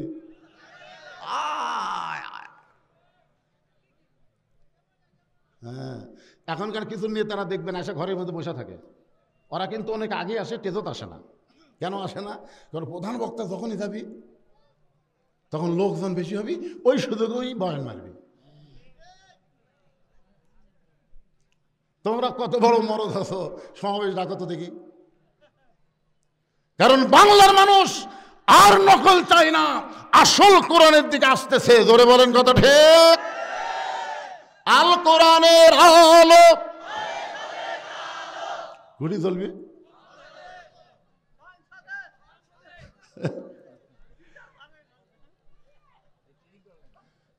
আচ্ছা, সংসদেও দরকার নেই, ঘরও তো দরকার নেই, একটা অ্যাঙ্গেলে মার দেবো, সেটা হলো আল কোরআনের আলো সব জায়গায় জ্বালো। আচ্ছা, সব জায়গার মধ্যে সংসদ আছে না নাই? হ্যাঁ, এটা দেন, আল কোরআনের আলো। যাই বলতেছেন আল্লাহ আল্লাহ, যারা স্লোগান দিচ্ছেন আল্লাহ ও আল্লাহ, আমি বলার আগেই 2 কান্দের ফেরেশতা আল্লাহ বলতেছে, আল্লাহ তোমার কোরআনের পক্ষে স্লোগান বক্তা দিবার করলো, এরা যে দিল না, তা আমরা কি লেখবো? আপনার 2 কান্দের দূরে ফেরেশতা নাই? এ কথাক্ষণ আছে না নাই? আপনি যখন রাত্রে দরজা জানলা লাগা দিয়ে কম্বলের মধ্যে যখন অশ্লীল ভিডিও দেখেন, তখন 2 কান্দের ফেরেশতা কি কয়? এই যুবকেরা কি কয়? 2 কান্দের ফেরেশতা কয়, আল্লাহ এই শয়তানের কান্দ থাকবো না, যে কাম শুরু করতে ল্যাপের মধ্যে, আল্লাহ রে। তোমার দুই কান্দে দুই মোহরি, এই গানটা গাইলে গুনাহ হবে না, সবাই গাও। তোমার দুই কান্দে দুই মোহরি, লেখিতেছেন ডায়েরি, দলিল দেখে রায় দিবে, দলিল দেখে রায় দিবে, টাকা পয়সার নাই কারবার, কিরামান কাতিবিনা ইয়ালামুনা মা তাফআলুন। ওমর ফারুক এক দৌড় আলীর দরজা রাখতেছে, আলী রে, আলী দৌড়ে এসে বলে আমিরুল মুমিনিন, এখনই কানতে কানতে চলে গেলেন, আবার আইছেন কেন? তারিখ কর্ম। হোসেন কয় কিসের তারিখ?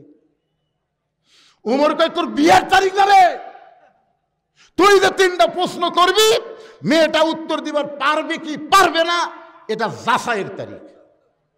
আলী বলতেছে আপনার মাথা খারাপ হলো, যে প্রশ্ন আপনি জীবনেও শোনেন, আমি জীবনেও শুনিনি, আপনিও জানেন না, আর সেই প্রশ্নের উত্তর মেয়েটা কেমনে দেবে? ওমর বলে আলী, মেয়েটা ইমানের বলে বলিয়ান হয়ে এমন কথা বলেছে, আমার বিশ্বাস মেয়েটা একলা নাই, মেয়েটার সঙ্গে আমার আল্লাহ রয়েছে। আপনার বলেন তো, ভারত যদি বাংলাদেশকে অ্যাটম বোমা মারে, কি ভাই কোনো সমস্যা হচ্ছে? ভারত যদি বাংলাদেশকে অ্যাটম বোমা মারে, যে ভারত বলতেছে না বাংলাদেশ পুষ্কা একটা দেশ হয়, বেশি বাড়াবাড়ি করো না, আমরা 3 দিকে ভারত, একদিকে বঙ্গোপসাগর, যদি বাংলাদেশকে ধরি 15 দিনের মধ্যে আমরা বাংলাদেশ দখল করব।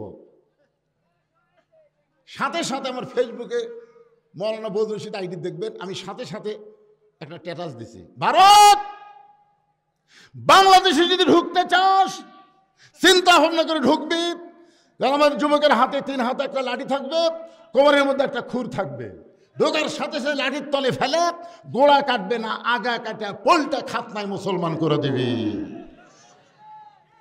আমার এই ওয়াজ ভারতে 70 মিলিয়ন ভিউ আছে, যে লাঠি দিয়ে ফেলে দিয়ে খুর দিয়ে কেটে দিবি, পোলটা খাতনায় মুসলমান বানাবি। আপনারা মনে করেন আমার ওয়াজ খালি বাংলাদেশে চলে? এই যে যন্ত্রগুলোর মাধ্যমে লাইভ হচ্ছে, ভারতের মুসলমানরা দেখতেছে, ভারতের অসংখ্য মুসলমান হক কয় হুজুর একটা ডাঁটের ওয়াজ করছেন। এক হিন্দু আমাকে বলতে, হুজুর যে ভগবানের আসলে কোনো পাওয়ার নেই, আপনাকে আল্লাহরই তো সব পাওয়ার। কারণ কিছুদিন আগে আমেরিকাতে আগুন লাগছিল, জানেন আপনারা? ক্যালিফোর্নিয়া আগুন লাগছিল না, দাবানল, যত প্রকার প্রযুক্তি আছে সমস্ত প্রযুক্তি দিয়ে আগুন নিভানোর চেষ্টা করলো, কিন্তু আগুন লিভল না। তখন আমেরিকার সরকার, ওই দেশের সরকার মুসলমানের দ্বারস্থ হলো, মুসলমানকে গিয়ে বলতেছে, ভাই আমাদের গড ঘুমাচ্ছে, আমাদের ঈশ্বর কাত হয়ে আছে, আমাদের ভগবান মরিছে, তোমাকে আল্লাহর খবর কি? মানে এ আগুনের পাওয়ারে আমাদের গড নাই, ঈশ্বর নাই, ভগবান নাই, তোমাকে আল্লাহর পাওয়ার কি? তখন একজন মুসলমান বলে, আমাদের আল্লাহর পাওয়ার কি দেখবার চাস? বলে দেখার জন্যই তো আইছি। তখন একজন মুয়াজ্জিন কানের মধ্যে আঙ্গুল দিয়ে আজান দেওয়া শুরু করলো, যতদূর পর্যন্ত আজানের শব্দ যায় ততদূর পর্যন্ত আল্লাহ আগুন নিভায়া দেয়। ওই দৃশ্য দেখে শত শত আমেরিকার খ্রিস্টান মুসলমান হয়ে গেল। মালওয়ানের বাচ্চারা, তোরা কিসের পাওয়ার দেখাস রে? খালি আসে দেখ, তোরকে মাল তোরকে ফেরত দিছি, এত লাপাস কে? যেটার জন্যই বাংলাদেশ তোরকে দিয়া দিছে, তো মাল লেখা মেম্বার থেকে শুরু করে একটা এমপি পর্যন্ত বাংলাদেশে নাই, সব ভারত পলে গেছে। জোরে কথা বল না কেন ভাই? তো লিখা আবার আমাকে দেশের দিকে তাকাস কেন? তোরাই তো কয়েকদিন আগে বললি পেঁয়াজ বন্ধ করে দিলাম, চিনি বন্ধ করে দিলাম, আলু বন্ধ করে দিলাম, লবণ বন্ধ করে দিলাম। তো কি যেই দিন বন্ধ করছে সেই দিন আল্লাহ বলতেছেন, ওমা মিন দাব্বাতিন ফিল আরদি ইল্লা আলাল্লাহি রিজকুহা। ওরা বন্ধ করার সাথে সাথে ওই জিনিসের দাম আমাদের বাংলাদেশে কমে গেছে। তোর এখন কথা ঠিক কিনা? আলু লিবু, হ্যাঁ, এক শিবগঞ্জের আলু দিয়া তোরকে গোটা ভারত আমরা ডয়ে দেবো রে। আমার শ্বশুর বাড়ি শিবগঞ্জ, মাটি নাই বারে, খালি আলু। ভাই খালি আলু, আমার করে বাবার এত আলু জীবনে দেখিনি। মাকে টান দিলে ঝরঝর করে আলু বেড়ে যায়, মানে আলুর ফ্যাক্টরি হয়ে গেছে। আল্লাহ কোরআনে বলেছেন ফালিয়াবুদু রাব্ব হাযাল বাইত আল্লাযী আত'আমাহুম মিন জু'ইন ওয়া আমানাহুম মিন খাউফ। নির্দিষ্ট তারিখ মোতাবেক ওয়াজ কিন্তু এবার কঠিন শুরু হয়ে গেল। নির্দিষ্ট তারিখ মোতাবেক 3টা প্রশ্নের উত্তর মেয়েটা দিবার পারবে কিনা এটা যাচাইয়ের তারিখ। জোরে কোন কিসের তারিখ? ডান পাশে হযরত ওমর বসে গেছে, বাম পাশে হযরত আলী, আর মাঝখানে হোসাইন। এই ছেলেরাই এদের শোনা লাগবে পাগলারা। ডান পাশে হযরত ওমর, জোরে কোন ডান পাশে কে? বাম পাশে হযরত আলী, মাঝখানে হোসাইন। সামনে একটা চাদর দেওয়া হয়েছে, চাদরের ওই পারে 18 বছরের যৌবনা মেয়েটা বসে গেছে। এখন বাংলার যুবকদের কাছে জানতে চাই, সামনে চাদর দেওয়ার কারণ কি? মুরব্বীরা বলতেছেন না কেন? সামনে চাদর দেওয়ার কারণ কি? আরো জোরে। বেগম মমতাজ কি করছিল? হাসিনার সামনে মমতাজ একটা গান গাছিল, আপনারা শুনছেন? ওরে শরীয়তের মৌলানা 14টা করলা কানা, মনের পর্দা বড় পর্দা তোমরা খুঁজা পাইলা না, তেতুল হুজুর বুঝলো না। আল্লাহর ওলি আহমদ শফিকে এই শালা 2 টাকার মমতাজ তেতুল হুজুর কাছে। এ আলেমেরা কলজার মধ্যে আগুন ধরে, ধরে কোন কথা ঠিক কিনা? আহমদ শফি রহমতুল্লাহ আলাইহিকে তোমরা চিনো, যে লক্ষ লক্ষ আলেমদের ওস্তাদ। জোরে কোন কথা ঠিক কিনা? এত বড় একজন আল্লাহর ওলিকে এই 2 টাকার গায়িকা শালা তোর বাড়ি কুটিরে মুন্সিগঞ্জ, ওর বাড়ি থেকে ওয়াজ করে যাচ্ছি মমতাজের বাড়ি। এটা হলো মানিকগঞ্জের ঘিওর এলাকায়। একটু মনোযোগ দিয়ে শুনবেন, আমি মমতাজের বাড়ির কাছে ওয়াজ করে আইছি। ওরে মমতাজ তুমি বুঝলা না, মনের খাওয়া বড় খাওয়া। তুমি কইলা মনের পর্দা বড় পর্দা, ওই কথা মনের পর্দা বড় পর্দা। আর আমি কইছি ওরে মমতাজ তুমি বুঝলা না, মনের খাওয়া বড় খাওয়া তুমি কোনোদিন কইলা না। মনের খাওয়া খাওয়া হইলে হাতির মতন শরীর তোমার হইতো না। ওরে মমতাজ বুঝলা না, ওই কোনোদিন কইছে যে মনের খাওয়া বড় খাওয়া কথা? তো মনের পর্দা বড় পর্দা কেমনে হবে? পর্দা হলো আল্লাহর আইন। ধরে বলেন পর্দা কার আইন? আপনার বলেন তো ওমর ফারুকের মন ভালো না খারাপ? হোসেনের মন ভালো না খারাপ? হযরত আলীর মন ভালো না খারাপ? 3 জনের মন ভালো হওয়ার পরে সামনে পর্দা দিয়ে বুঝাই দিল পর্দা হলো আল্লাহর আইন। এবার ওমর ফারুক বলে হোসাইন এখন তুমি প্রশ্ন শুরু করো। এবার হোসাইন দাঁড়িয়ে 3টা প্রশ্ন করবে। ধরে কোন কয়টা?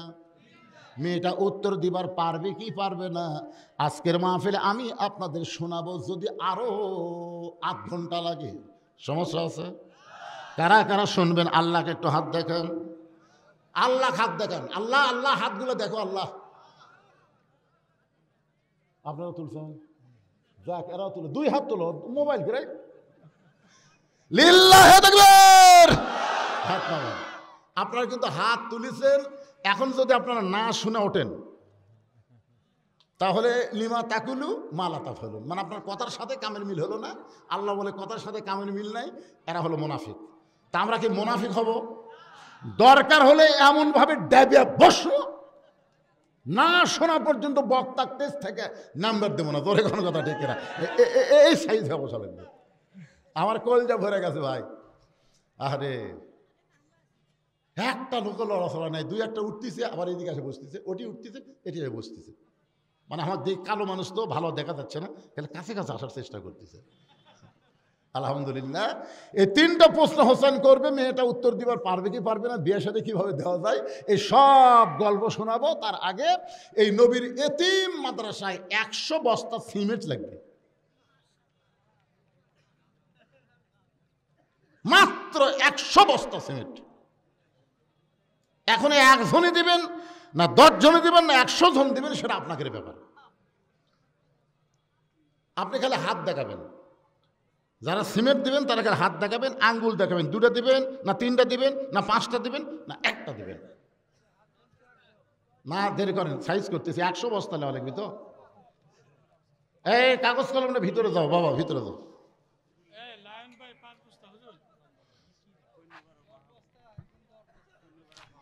কুন্নিপাড়া, আমাকে ওই কাহালু কুন্নিপাড়া, ওই এখানে কুন্নিপাড়া আছে,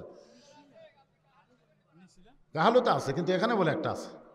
এই কুন্নিপাড়ার মাহবুব 1000 টাকা দান করছে, আল্লাহ দানকে কবুল করেন, আল্লাহ নেক নিয়ত নেকাশা পড়ে আল্লাহুম্মা আমিন। নিশিলা, নিশিল নামই নিশিলা, মোসাম্মদ নিশিলা 50 টাকা দান করছে, মায়ের দান কবুল করে আল্লাহুম্মা আমিন। এই সিমেন্ট এখন লেখা পড়েনি, কে 5 বস্তা দিল? কোন নয়ন ভাই? হাত তোলেন তো নয়ন ভাই, আপনি মাশাআল্লাহ। সৈয়দ নয়ন ভাই, লায়ন, লায়ন মানে সিংহ, সেই লায়ন 5 বস্তা সিমেন্ট দান করলো, আল্লাহ তার দানকে কবুল করেন। 100-র মধ্যে 5 হয়ে গেল। এখানে পিছনে উঠলো কে রে? এরা কি মুনাফিকের চিন্তা করে না কে রে? হায় সর্বনাশ, হায় সর্বনাশে না, যারা উঠতেছে এরা কি ঠসা?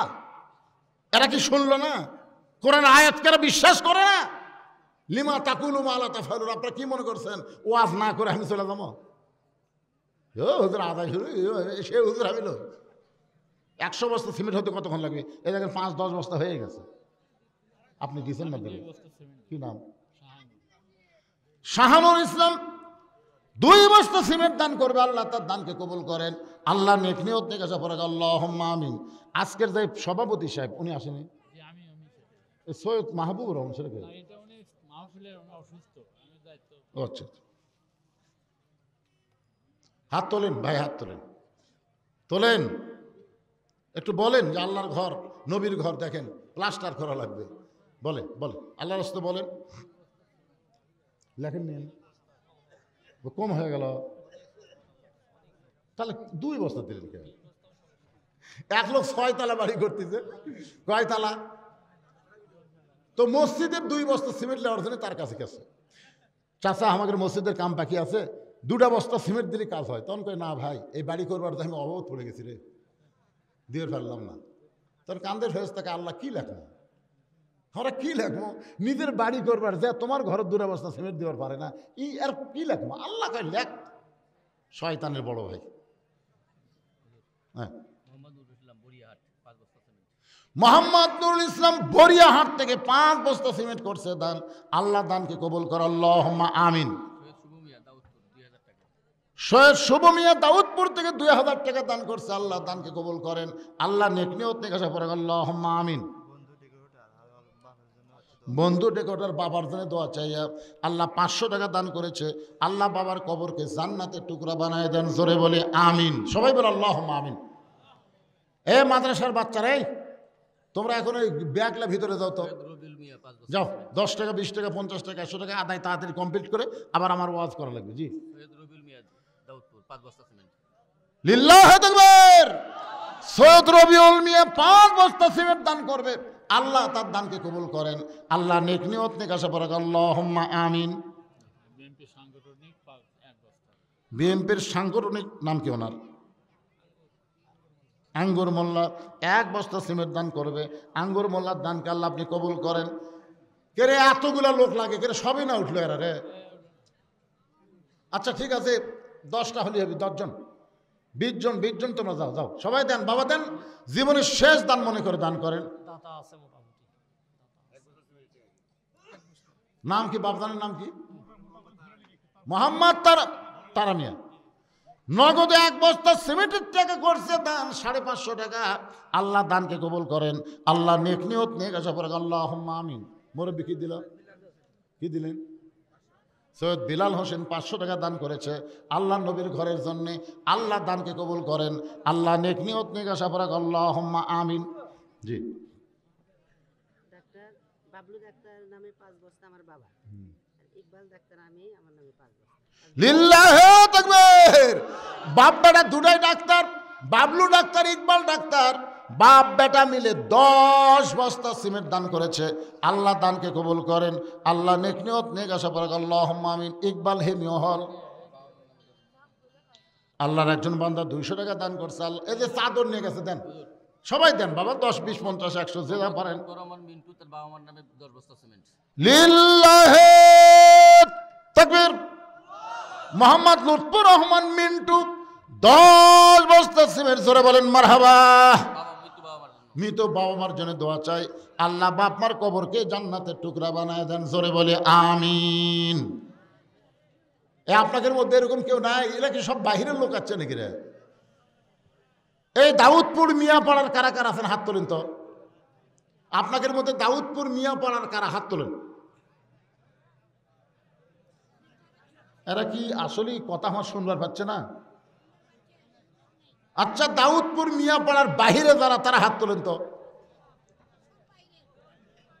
মাথায় নষ্ট করে। বাংলাদেশে এরকম কোনো মাহফিল হামিদ দেখিনি যে নিজের গ্রামের লোকই নাই, একটাও নাই রে।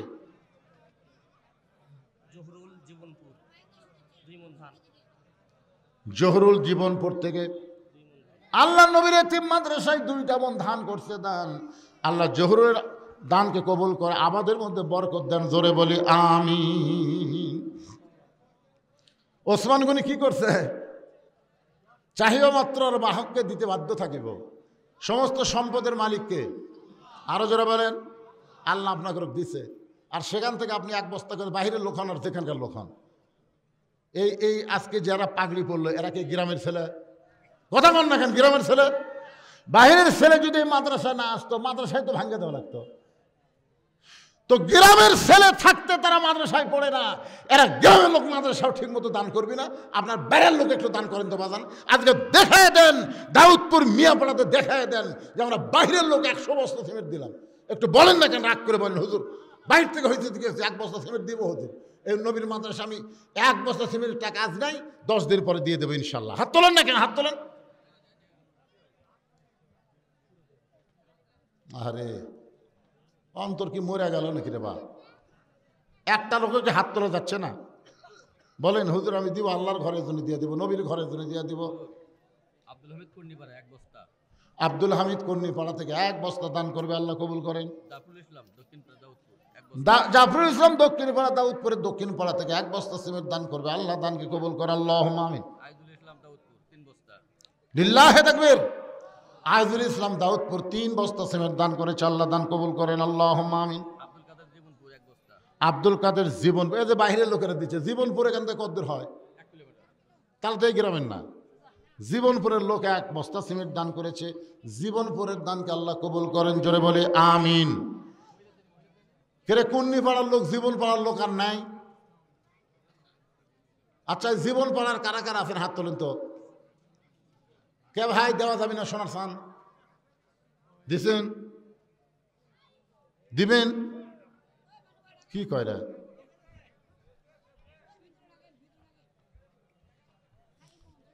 জানতো ওখানে দিবার চাচ্ছে, অত দূর থেকে চিল্লা চিল্লা নাম করা যায়। আমি আজকে আপনাদের একটা সুযোগ দিচ্ছি, এই সুযোগ ভবিষ্যতে পাবেন কিনা। সুযোগটা হলো এই মাদ্রাসায় 100টা কোরআন শরীফ, পৃথিবীর শ্রেষ্ঠ দান। নবীর মাদ্রাসায় একটা কোরআন, 100টা কোরআন শরীফ এই মাদ্রাসায় দান করা লাগবে। একটা কোরআন শরীফ মাত্র 500 টাকা দাম। যাদের বাপ মা কবরে গেছে, আপনার বাড়ি যেখানেই হোক, এই মাদ্রাসায় একটা কোরআন শরীফ বাবদ 500 টাকা দেবেন। আমি দোয়া করে দেব, কোরআন দানের কারণে আল্লাহ বাপ মার কবরকে যেন জান্নাত বানায় দেয়। এরকম এমন কোন সন্তানকে আজকের মাহফিল আছে, হুজুর আমি নগদে একটা কোরআন শরীফ এই নবীর মাদ্রাসায় দান করলাম, 500 টাকা দিবেন, একটা কোরআন দানের সব আল্লাহ দিয়ে দিবেন। এমন কোন যোগ্য সন্তান আজকের মাহফিলে আছে যাদের বাপ মা কবরে গেছে, বাপ মা জীবিত আছে, তাদের হায়াত দারাজের জন্য মাত্র 500 টাকা, পৃথিবীর শ্রেষ্ঠ দান, নবীর মাদ্রাসা একটা কোরআন। জি না, আমি কোরআন শরীফ নেব না তো, কোরআন বাবদ 500 নাম লেখেন। মাশাআল্লাহ মাশাআল্লাহ, লিল্লাহি তাকবীর। কি নাম ভাই জানেন? সৈয়দ হালিম কবির টুটুল। 5টা কোরআন শরীফ বাবদ 2500 টাকা ধরে বলেন মারহাবা। আর আপনি দিলেন একটা কোরআন, কি নাম? আবার 5 বছর সিমেন্ট লাগে তো। এ দানবীরা তখন খুঁটি আসলো রে। হ্যাঁ চেতে না বারে, এ লিখতেছেন কারে না, কিন্তু আপনি নগদই দিলেন। মাশাআল্লাহ, আমি নগদ চাইছি। আমার ভাই বাপ মা মারা গেছে, বাপ মা মারা গেছে, বাপ মার রুহের মাগফিরাতে কোরআন শরীফ বাবদ 500 টাকা দান করলো, আল্লাহ দানকে কবুল কর, আল্লাহুম্মা আমিন। 5 বস্তা সিমেন্ট। সৈয়দ রনি মিয়া 5 বস্তা সিমেন্ট দান করলো। আল্লাহ রনি মিয়ার দানকে কবুল করেন। মামুন উত্তরহাট কোরিয়া 1 বস্তা। হ্যাঁ, মামুন উত্তরহাট কোরিয়া 1 বস্তা। মামুন উত্তর হাট করে 1 বস্তা সিমেন্ট দান করলো। আল্লাহ দানকে কবুল করেন, জোরে বলে আমিন। সৈয়দ মহিদুল ইসলাম 20 বস্তা দাউদপুর মিয়াবাড়ি। এইবার একটা তকবীর জোরে দেওয়া লাগবে। লিল্লাহ আকবার। সৈয়দ মহিদুল ইসলাম সাহেব 20 বস্তা সিমেন্ট, জোরে বলেন মারহাবা। আচ্ছা, সৈয়দ মানে এরা জানে এমন একটা বংশ আল্লাহ এদের কবুল করছে, যে বংশ হলো আল্লাহ নবী ফাতেমার বংশ, জোরে কান সুবহানাল্লাহ। আর সেই বংশের সৈয়দরা কাছে ঘুম পাড়তেছে নাকি রে? সৈয়দ সুইট বাবা মারা গেছে, বাবার জন্য দোয়া চাই। 2 বস্তা সিমেন্ট দান করলো, আল্লাহ দানকে কবুল কর, আল্লাহুম্মা আমিন। হাফেজ হারুন সাহেব 1 বস্তা সিমেন্ট দান করবে, আল্লাহ হাফেজ সাহেবের দানকে আল্লাহ আপনি কবুল করেন, আল্লাহুম্মা আমিন। এগুলা টাকা কুটি পেলাম হয় না তো, মা বোনদের কাছে যাওয়া লাগবে না, ওই টাকা কি দিবি গেছে। মায়েরা আজকে প্রাণ ভরে দান করবেন। আজকে পুরুষের চাইতে কিন্তু নারীদের ওয়াজ তুলনামূলক বেশি হচ্ছে, ঠিক কিনা বলেন? হ্যাঁ, মহিলারা আল্লাহ রাস্তায় দান দোয়া করে দেব, আল্লাহ মা ফাতেমার সঙ্গে যেন আপনাদেরকে জান্নাত দিয়ে দেয়, মা খাদিজার সঙ্গে আল্লাহ যেন জান্নাত দেয়। কি নাম? আমার নাম নয়। নয়ন। কে মারা গেছে? আমার আম্মা। আম্মা মারা গেছে। আরে মায়ের জন্য কোরআন শরীফ বাবদ 500 টাকা দান করলো। আল্লাহ সবচাইতে বড় দান, নবীর মাদ্রাসা একটা কোরআন। আল্লাহ মায়ের কবরকে জান্নাতের টুকরা বানায় দেন, জোরে বলে আমিন। আচ্ছা, আপনারা পৃথিবীর শ্রেষ্ঠ দান কোরআন, সেটাও দান করতে আপনাকে কি শয়তান ধোকা দিচ্ছে? ছাত্রর বাপ আর ছাত্র ফুবু ছাত্রের বাবা আর ছাত্রের ফুবু 2 জন মিলে 2টা কোরআন শরীফ বাবদ 1000 টাকা দান করেছে। আল্লাহ দানকে কবুল করেন।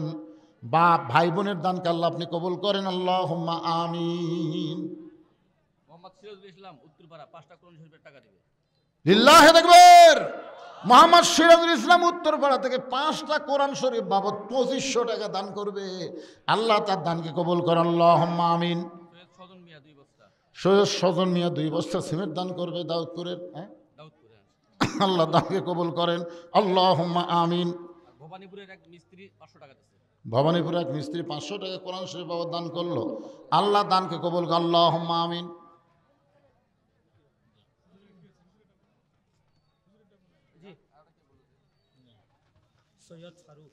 সৈয়দ ফারুক কি দিছে? মাশাআল্লাহ, সিমেন্ট হয়ে যাবে ইনশাল্লাহ। একজন 20, একজন 10, আর 5 বস্তা করে 3-4টা পাওয়া গেল। এটা কে? সৈয়দকে? সৈয়দ ফারুক 5 বস্তা সিমেন্ট দান করবে। আল্লাহ সৈয়দ ফারুকের দানকে আল্লাহ আপনি কবুল করেন, আল্লাহুম্মা আমিন। মোহাম্মদ রফিকুল ইসলাম কি দিল? 500 টাকা কোরআন শরীফ বাবদ দান করছে। আল্লাহ দানকে কবুল করেন। মোসাম্মদ জাহানার আমার মা একটা কোরআন শরীফ, আপনি 500 টাকা লিখবেন, খালি কোরআন দান লাগেন না, টাকা দেওয়া হবে না, কোরআন বাবদ 500 করে টাকা। সৈয়দ হাসিব 2 বস্তা সিমেন্ট দান করবে। আল্লাহ বাবা মার জন্য দান করেছে, আল্লাহ বাবার কবরকে জান্নাতের টুকরা বানায় দেন। সৈয়দ আফেল মাহমুদ 1 বস্তা সিমেন্ট দান করবে। আফেল মাহমুদের দানকে আল্লাহ আপনি কবুল করেন। আল্লাহ নেক নিয়ত নেক আশা করা, আল্লাহুম্মা আমিন।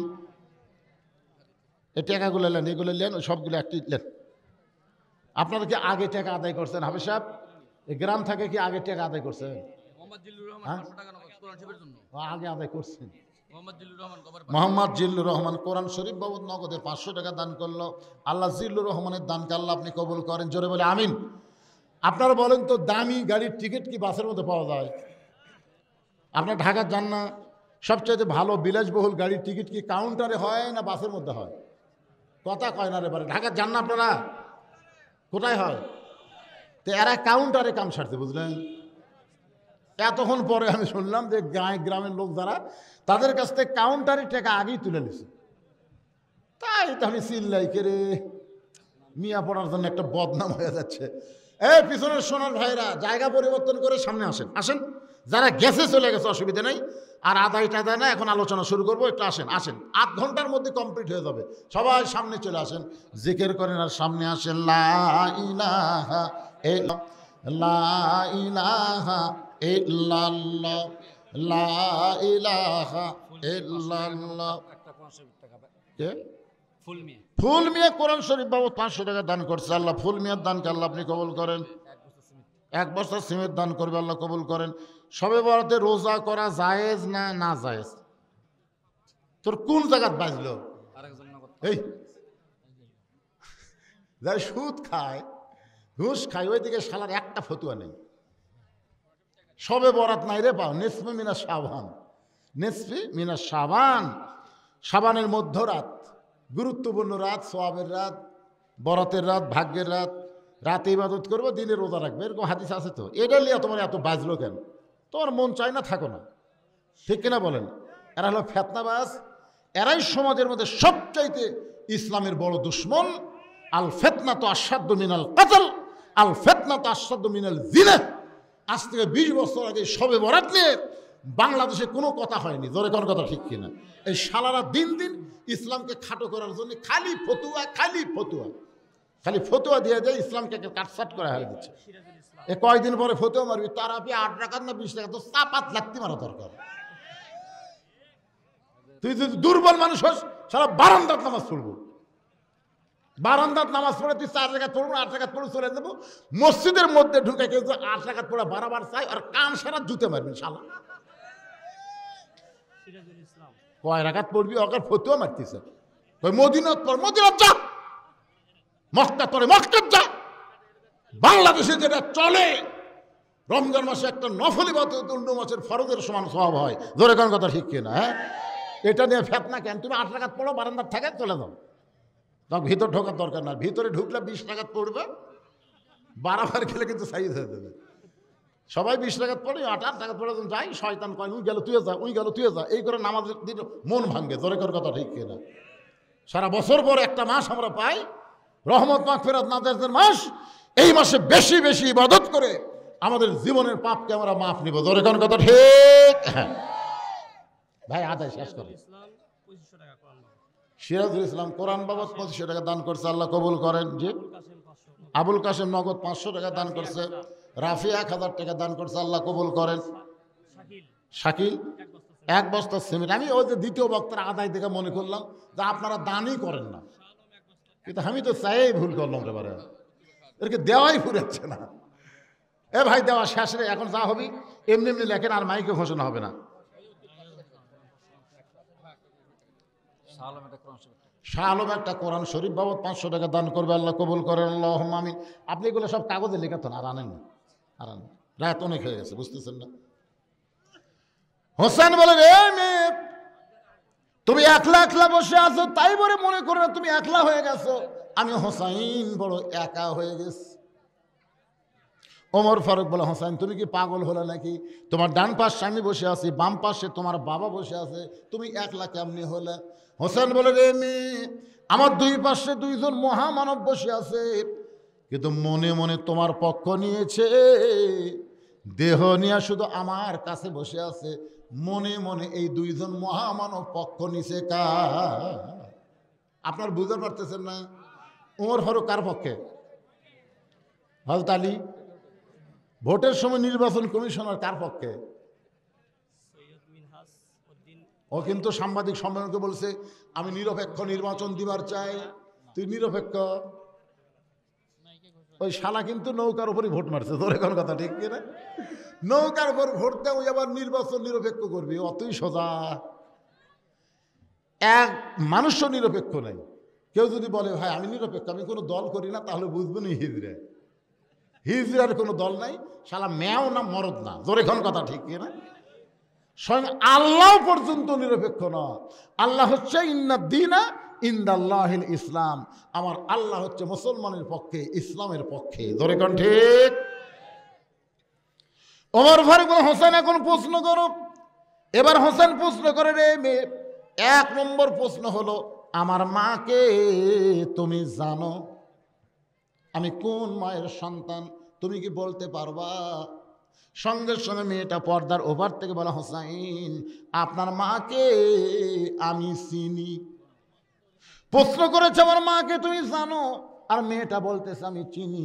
ওমর ফারুক জিব্বাত কামড় খাইছে, আর হযরত আলী চোখ দিয়ে দর দর করে পানি পড়তেছে, আর হোসাইন মুচকি মুচকি হাসতেছে। প্রশ্নের উত্তর শুনে 3 বিচারক 3 রকম। ওমর ফারুক জিব্বাত কামড় খাইছে, জিব্বাত কামড় খাওয়ার কারণ হলো প্রথম প্রশ্নই আউট। প্রশ্ন করলো আমার মাকে জানো, আর এই কয় আমি চিনি। কেরে মেয়ে? হোসেনের মা চিনার মতন কোনো মেয়ে না। হোসেনের মা এমন একটা পর্দানিশী, তার কবর পর্যন্ত দুনিয়ার কোনো মানুষ চিনে না। জোরে কোন কথা ঠিক কিনা? রাতের অন্ধকারে দাফন করে হযরত আলী বলতেছে, আল্লাহ আমার ফাতেমার পর্দাকে তুমি কবুল করো। তাকায় দেখে সামনে কয়েকটা পুরাতন কবর দেখা যায়। এই মাত্র নতুন কবর দিল, সেই নতুন কবর আর নাই। গোটা জান্নাতুল বাকি হযরত আলী দৌড়ায়ের বলে, ফাতেমার কবর, ফাতেমার কবর। কে যেন ডাকতে বলে, আলী ফাতেমা পর্দানিশী, আমি আল্লাহ জোহরা ডিগ্রি দিয়া ফাতেমার কবরটাকেও কিয়ামত পর্যন্ত পর্দা করে দিয়েছি। তাহলে মেয়েটা বলতেছে আমি চিনি। অনেক সময় হয়ে গেল, মেয়েটা নিজেই বলতে, হোসাইন আপনি প্রশ্ন করলেন, আমি উত্তর দিলাম, উত্তর হলো কি হইল না। তিনটা বিচারকের একটা বিচারকও কথা বলেন না। ওমর ফারুক বলে কেমনে হবে? হোসেন প্রশ্ন করেছে আমার মাকে জানো, আর তুমি উত্তর দিলে আমি চিনি, তুমি কেমনে চিনবা? মেয়েটা বলে, হোসাইন আপনার মায়ের চোখের ভুরু জোড়া ছিল, আপনার মায়ের বাম গালে কালো একটা তিল ছিল, থুতুনির তলে লাল একটা দাগ ছিল। সঙ্গে সঙ্গে আলী কান্দারে বলে, মা যা বলছিস বলছিস মা, আর বলিস না। এই তিনজনের মধ্যে একজন পরপুরুষ আছে, তুই কেমনে বললি চোখের ভুরু জোড়া? তুই কেমনে বললি বাম গালে একটা তিল, থুতুনির তলে লাল একটা দাগ ছিল? তুই কেমনে বললি মা, তুই কেমনে বললি?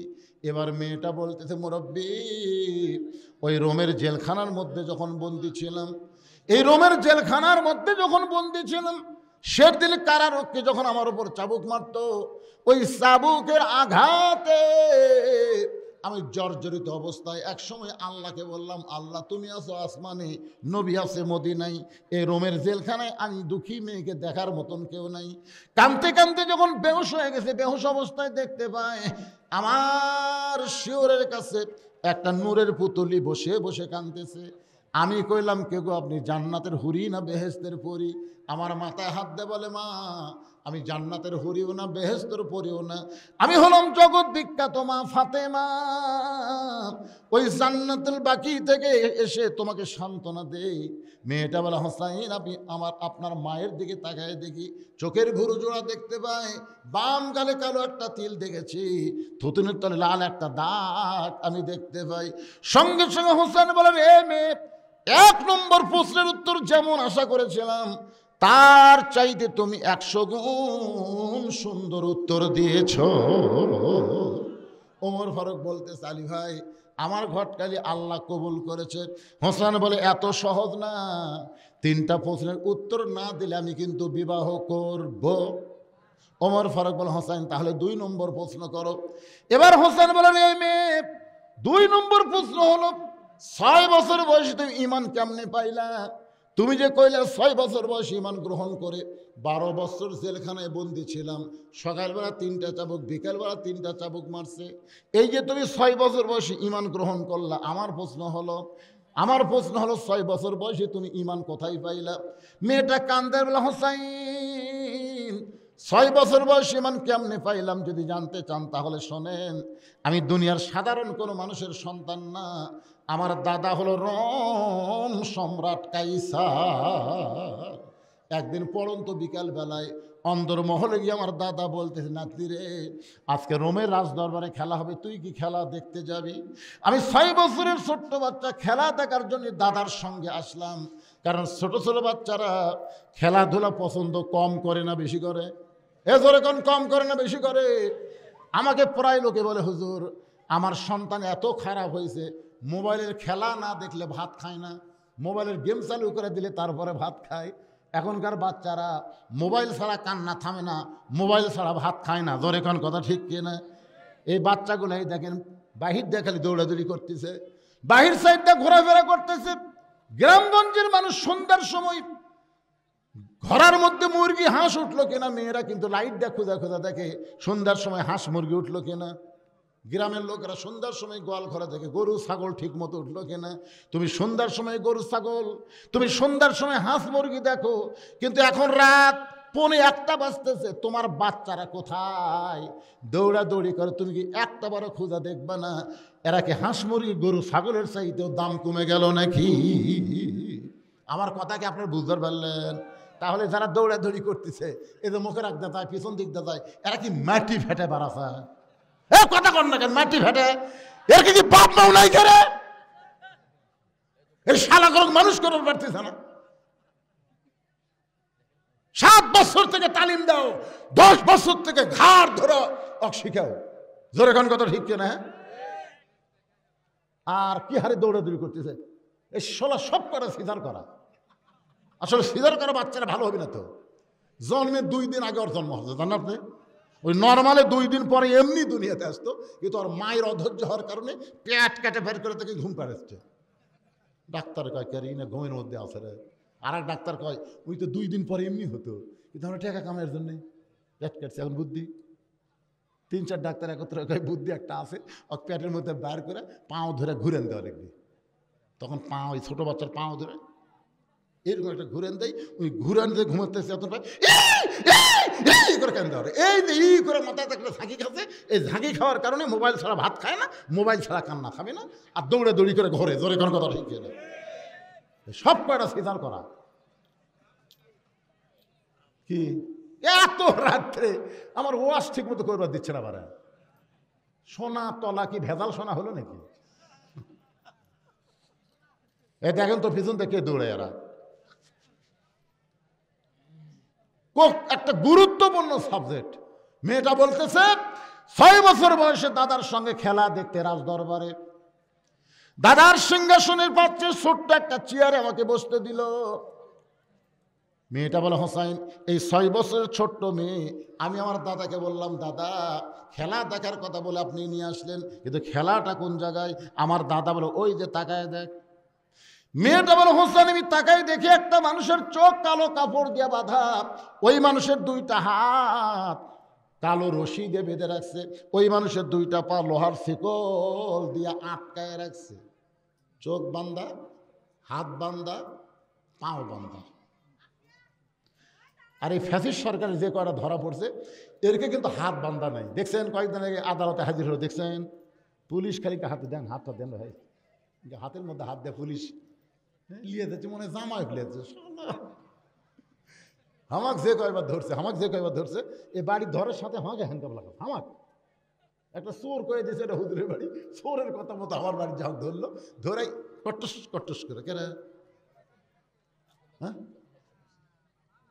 আমার হাতে হ্যান্ডকাপ, আমার পায়ে বেড়ি, আর এই শালা সবচাইতে বড় চোর, এই ম্যানকে হলো আরো বড় চোর। জোরে কোন কথা ঠিক কিনা?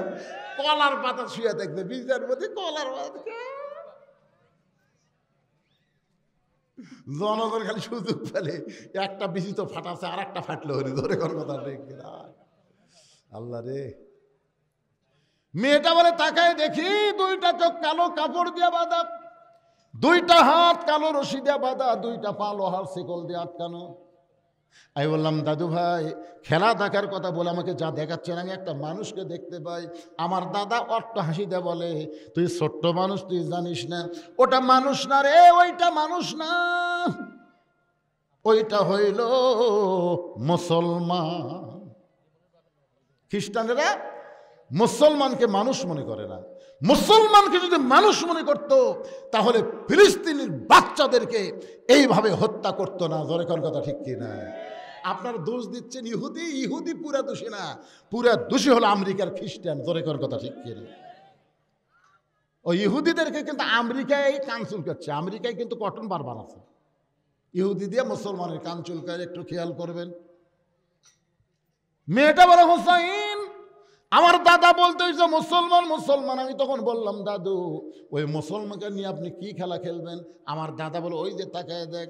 আমি তাকায় দেখি আগুনের চুলায় করে আগুন জ্বলতেছে, দাও করে আগুন জ্বলতে, চুলার উপর একটা বিশাল ডেকসির মধ্যে মনে মনে তেল, নিচের আগুনের তাপে তেলগুলো টকবক করতেছে।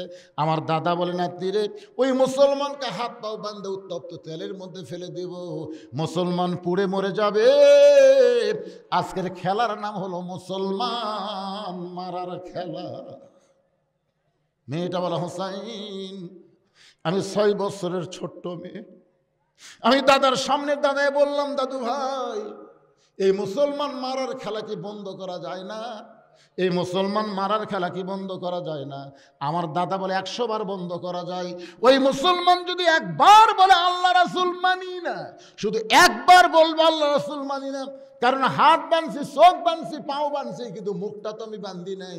ওই মুখ দেখালে একবার বলবে আল্লাহ রাসূল মানি না, সঙ্গে সঙ্গে মুসলমানের হাতের বাঁধন খুলে দেব, চোখের বাঁধন খুলে দেব, পায়ের শিকল খুলে দেব।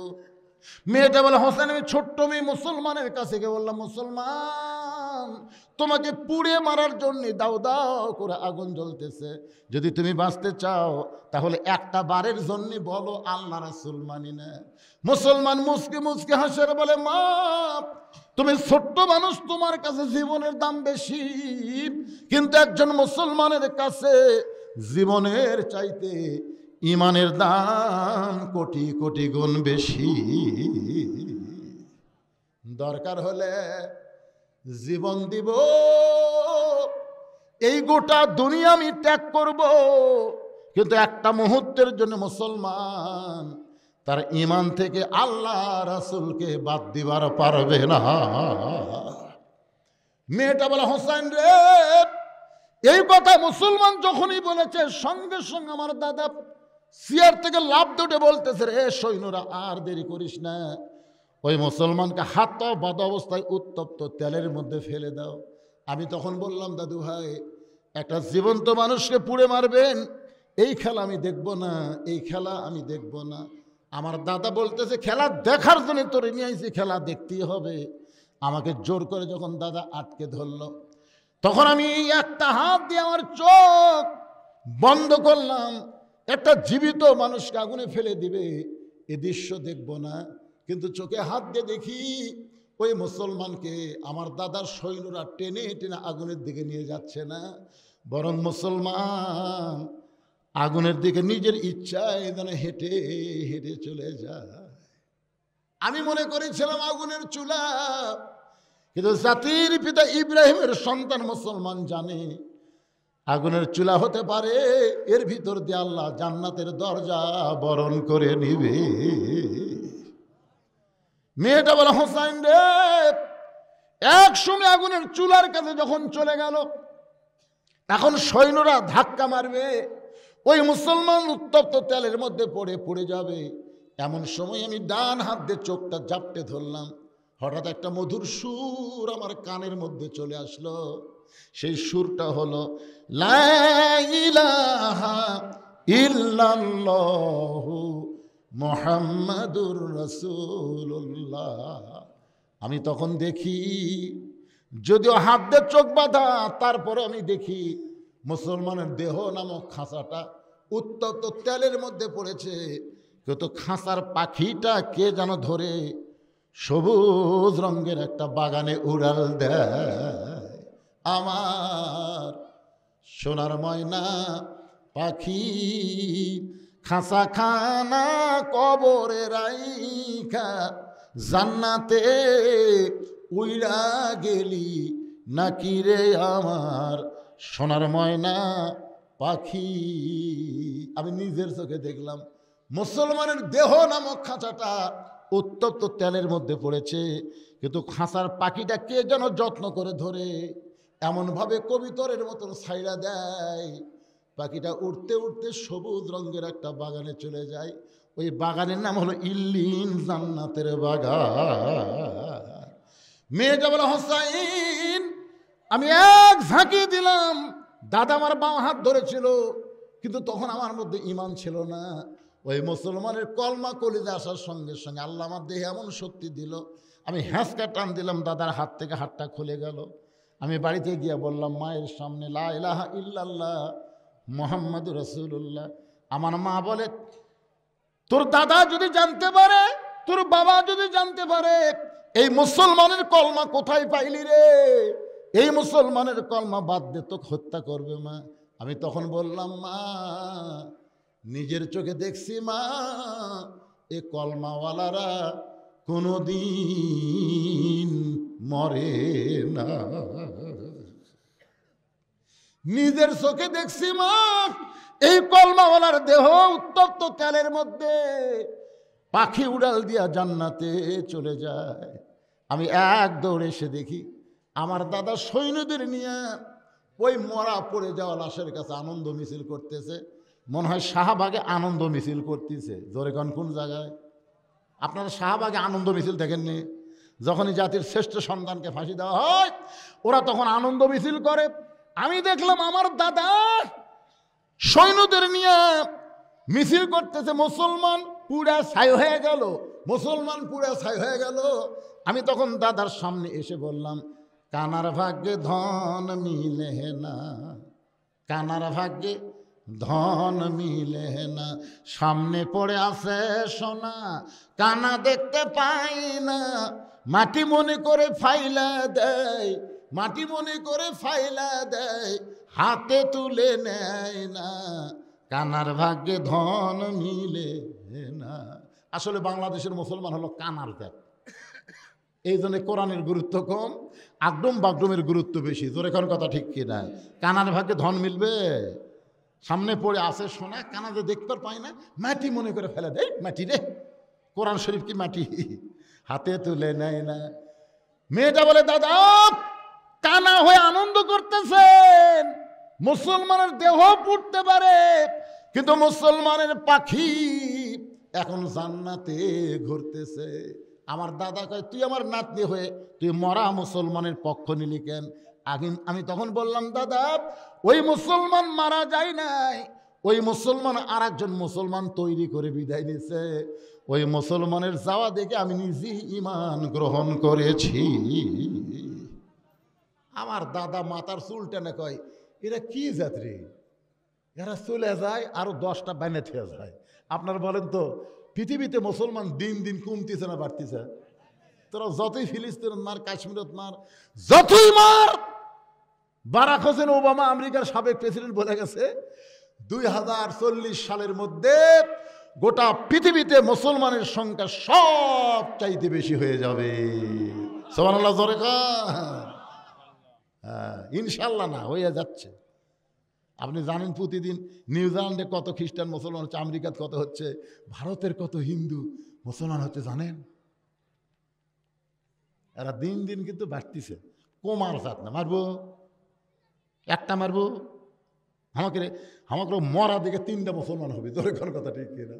আমার এলাকার হিন্দুরা সব আমার কাছে যায়, কয় হুজুর আমরা যা করছি হুজুর, আগামীতে আমরা আপনাকে দলত। আমি বললাম, কে রে তুই না হিন্দু রে? না হুজুর সব দেখছি হুজুর, সব দেখছি হুজুর, আপনাকে কোরআন কিরকম এটা আগামীতে দেখবো। আমার এলাকার সব হিন্দু জামাত ইসলাম করতে পারে, হুজুর পারতেছেন না ভাই, সামনে আছে শুভ দিন, চিন্তা ভাবনা করে নিন। ধরে কোন কথা চিন্তা করেন, মাথা ঠিক নাই তো, কি দেখে লাফালাফি করতেছেন? লাফান না। একটা গণজোয়ার, হাসিনা মনে করছিল ফুচকা বাচ্চারা কি করবি রে, আমাকে রাইফেল আছে, পুলিশ আছে, আর্মি আছে, রে পাগলি জানিস না রে, জোয়ার যদি উঠে যায় 12টা পর্যন্ত আমি ফেসবুক দেখছি, এই শালা পলক খালি মাঝে মধ্যে ইন্টারনেট বন্ধ করে দেয়। ধরে কোন ঠিক কিনা? আমি দেখলাম ঢাকাত কোনো মানুষ নাই, ওই শহীদ চত্বরে দেখলাম 150-200 লোক দাঁড়িয়ে আছে, মনে করে মরছে রে। মসজিদের মধ্যে গেলাম, এখানে কান্না শুরু করছি, ভাই কোরআন শরীফ পড়ি আর কান্দি। আল্লাহ আজকে যদি হাসিনা কোনো মতো জিতে, আগামীকাল থেকে আর বাড়ির থাকা যাবে না, মানে আমাকে আগে ধরবি। আমি যে ওয়াজ করছি 2টার সময় আইসা ফেসবুক খুলে দেখি, ওরে বাবারে, যে দিকে তাকায় সেই দিকে খালি তহরান আবাবিল। দরকার সুবহানাল্লাহ, সব খালি গণভবন, বঙ্গভবন, সংসদ ভবন দিকে হাঁটতেছে, গুলি করতেছে। একজন আইজি স্বরাষ্ট্রমন্ত্রী বলতেছে, এই দেখেন স্যার, হাই স্যার, আমরা গুলি করি, একজন পড়ে যায় আর একজন এই ফাঁকের মধ্যে দাঁড়ায়, ও মারে বাবারে, দৌড় মারে, একটাও দৌড় মারে না। গুলি করতেছি, একজন পড়ে যাচ্ছে, একজন উঠে আবার খাড়া হচ্ছে। বুঝবার পারিস নি ভাই, সামনে একটা দিন আসতেছে, সব রেজাল্ট উল্টে দিবি। জোরে কর কথা, ঠিক কথা বলে। বুঝতে পারতেছে না? এখনো সাইজ হন, এখনো সাইজ হন। মানুষের তৈরি আইন চলবে না। 90% মুসলমানের দেশে আল্লাহর কোরআন চলবে। জোরে কোন কথা ঠিক কিনা? এবার ওমর ফারুক বলে, হোসাইন, মেয়েটা বলতেছে, হোসাইন এইভাবেই 6 বছর বয়সী মানটাকে আমি গ্রহণ করলাম। হোসেন বলে, রে মেয়ে, 2 নম্বর প্রশ্নের উত্তর যেমন আশা করেছিলাম তার চাইতে 1000 গুণ তুমি সুন্দর দিয়েছ। ওমর ফারুক বলে, হোসেন তাহলে 3 নম্বর প্রশ্ন করো। এখন 3 নম্বর প্রশ্নটা খুবই সহজ। হোসেন বলতেছে, মেয়ে, আমার 3 নম্বর প্রশ্ন হলো, বিয়ার পরে আমার সঙ্গেই তোমার থাকতে হবে। বিয়ার আগে না বিয়ার পরে? কথা কয় না। আমি আমার জীবনে এই বছরই দেখলো 14ই ফেব্রুয়ারি বোঝা গেল না। আমি জোহর নামাজ পড়ে ইউনুসের জন্য দোয়া করলাম। ইউনুস চিনেন? ইউনুস মালক চিনেন? ইউনুস মালক চিনেন? রব্বানা, আমরা দোয়া করলাম কি? ইউনুস দোয়া কি? লা ইলাহা ইল্লা আনতা সুবহানাকা ইন্নী কুনতু মিনাজ জালিমিন। আসলে মানুষটার বয়স বেশি হতে, বুঝলেন? বুড়া মানুষের কাম হলো ধীরে ধীরে। যেদিন 32-36 হলো সেই দিনে বোঝনো, বাবা এই মালক সেনা কঠিন রে। কি তারপর ইউনুস যেভাবে কাম টাইট দিচ্ছে, কিন্তু ধীরে ধীরে। আপনারা মনে করেন না যে না দেখা ছাড়বে। বড় আশা করেছিল ডোনাল্ড ট্রাম্পের কাছে মোদি গেলে হয়তো হাসিনা বাংলাদেশে আসার একটা ব্যবস্থা হবে। ডক্টর ইউনুস আগে আসল জায়গাত মোবাইল করছে, আসল জায়গাত আগেই মোবাইল করছে। ডোনাল্ড ট্রাম্পের মাথা ঘুরে গেছে। ও বাবা, ডোনাল্ড ট্রাম্প পর্যন্ত বলতে বাধ্য আছে বর্তমান গোটা পৃথিবীর ভিতরে বাংলাদেশের চেয়ারে দিন বসে আছে সমস্ত রাষ্ট্রনায়কের মাথা যা আছে, এক ইউনুসের মাথা তার চাইতে বেশি আছে। সুবহানাল্লাহ কন্যা গান। ইউনুস নবীরে খাইলো মাছেতে গিলিয়া, ফেরেশতা পাঠাইলেন আল্লাহ ইসমে আজম দিয়া। দমে দমে শহর দম পড়ে সে ইসমে আজম, মাছেরই উদর হইতে বাঁচাইলা প্রাণ। একটা মাছ পর্যন্ত ইউনুসও গিলা খায় হজম করার পারেনি। জোরে কোন কথা ঠিক কিনা? আর তোরা সেই ইউনুসও খাবার চাচ্ছ, লাভ নাই, জায়গা মতোই কাম হবে। জোরে কোন কথা ঠিক? এখন বলতেছে বিবাহের পরে, তার মানে 14ই ফেব্রুয়ারি পালন করা জায়েজ না হারাম? বিবাহের আগে কোনো মেয়ের সঙ্গে সম্পর্ক করা জায়েজ না হারাম? জান্নাতি যুবকদের সর্দার হবে 2 জন, একটা হলো হোসাইন।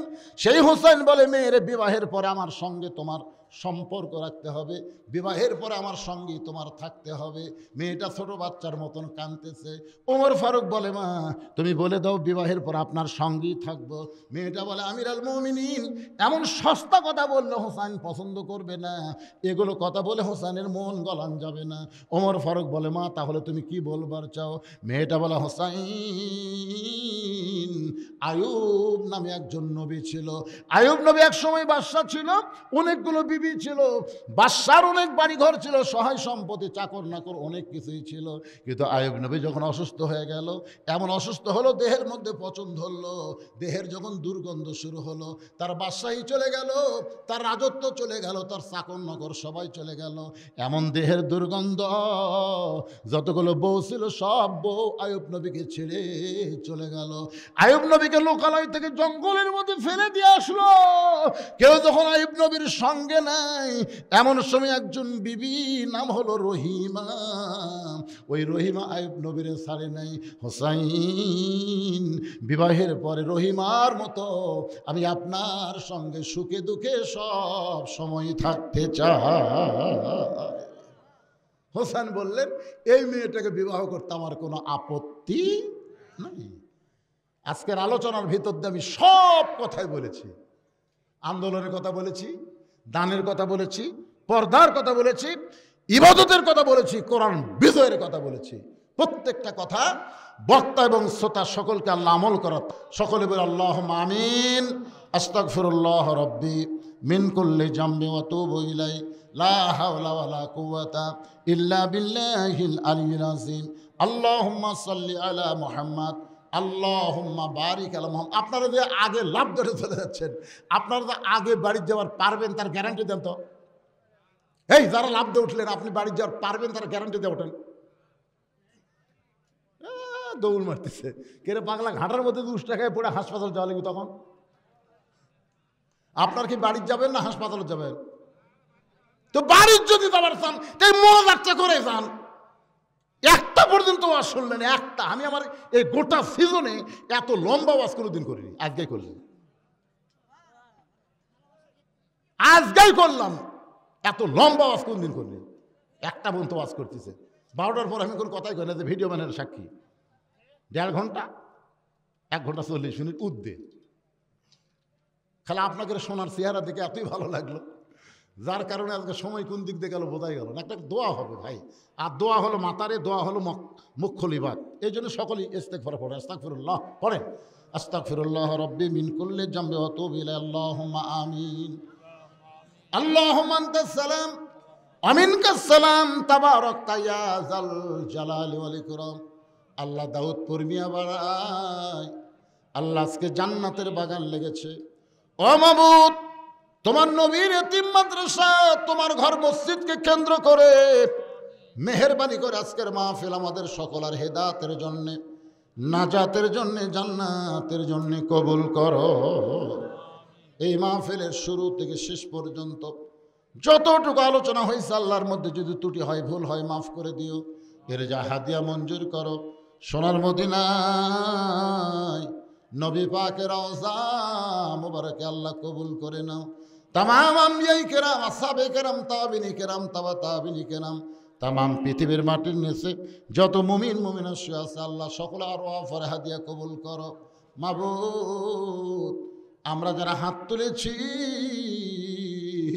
আমাদের জনম দুঃখনী মা বাবা যাদের কবরে চলে গেছে, আল্লাহ মেহেরবানি করে মা বাবার কবরকে জান্নাতের টুকরা বানায় দাও। আমাদের দাদা দাদি, নানা নানি, আত্মীয় স্বজন, শ্বশুর শাশুড়ি যাদের কবরে গেছে, আল্লাহ কবরবাসীদের মাফ করে দাও। আল্লাহ, যারা কষ্ট করে মেহনত করে হাজার হাজার টাকা খরচ করে আজকের জান্নাতের বাগান লাগাইছে, আল্লাহ মিয়া পাড়ার উপরে রহমত আর বরকতের দরজা খুলে দাও। আল্লাহ, যে আল্লাহর ওলির নামে মাদ্রাসা, তার রূহ মুবারকে হাদিয়া কবুল করো। আমার মা বোনেরা পর্দার অন্তরালে বসে বসবাস শুনেছে, আবিদা সালেহা পদ্মানিসি কবুল করে। মা ফাতেমার চরিত্র দান করো। আজকের মাহফিলের সম্মানিত সভাপতি, যার বিজ্ঞাপনের নাম অসুস্থ, তাকে সুস্থতার নিয়ামত দান করো। আর যিনি সভাপতির আসনে কবুল করেছ, আল্লাহ তাকে তুমি জান্নাতি মানুষ কবুল করে নাও।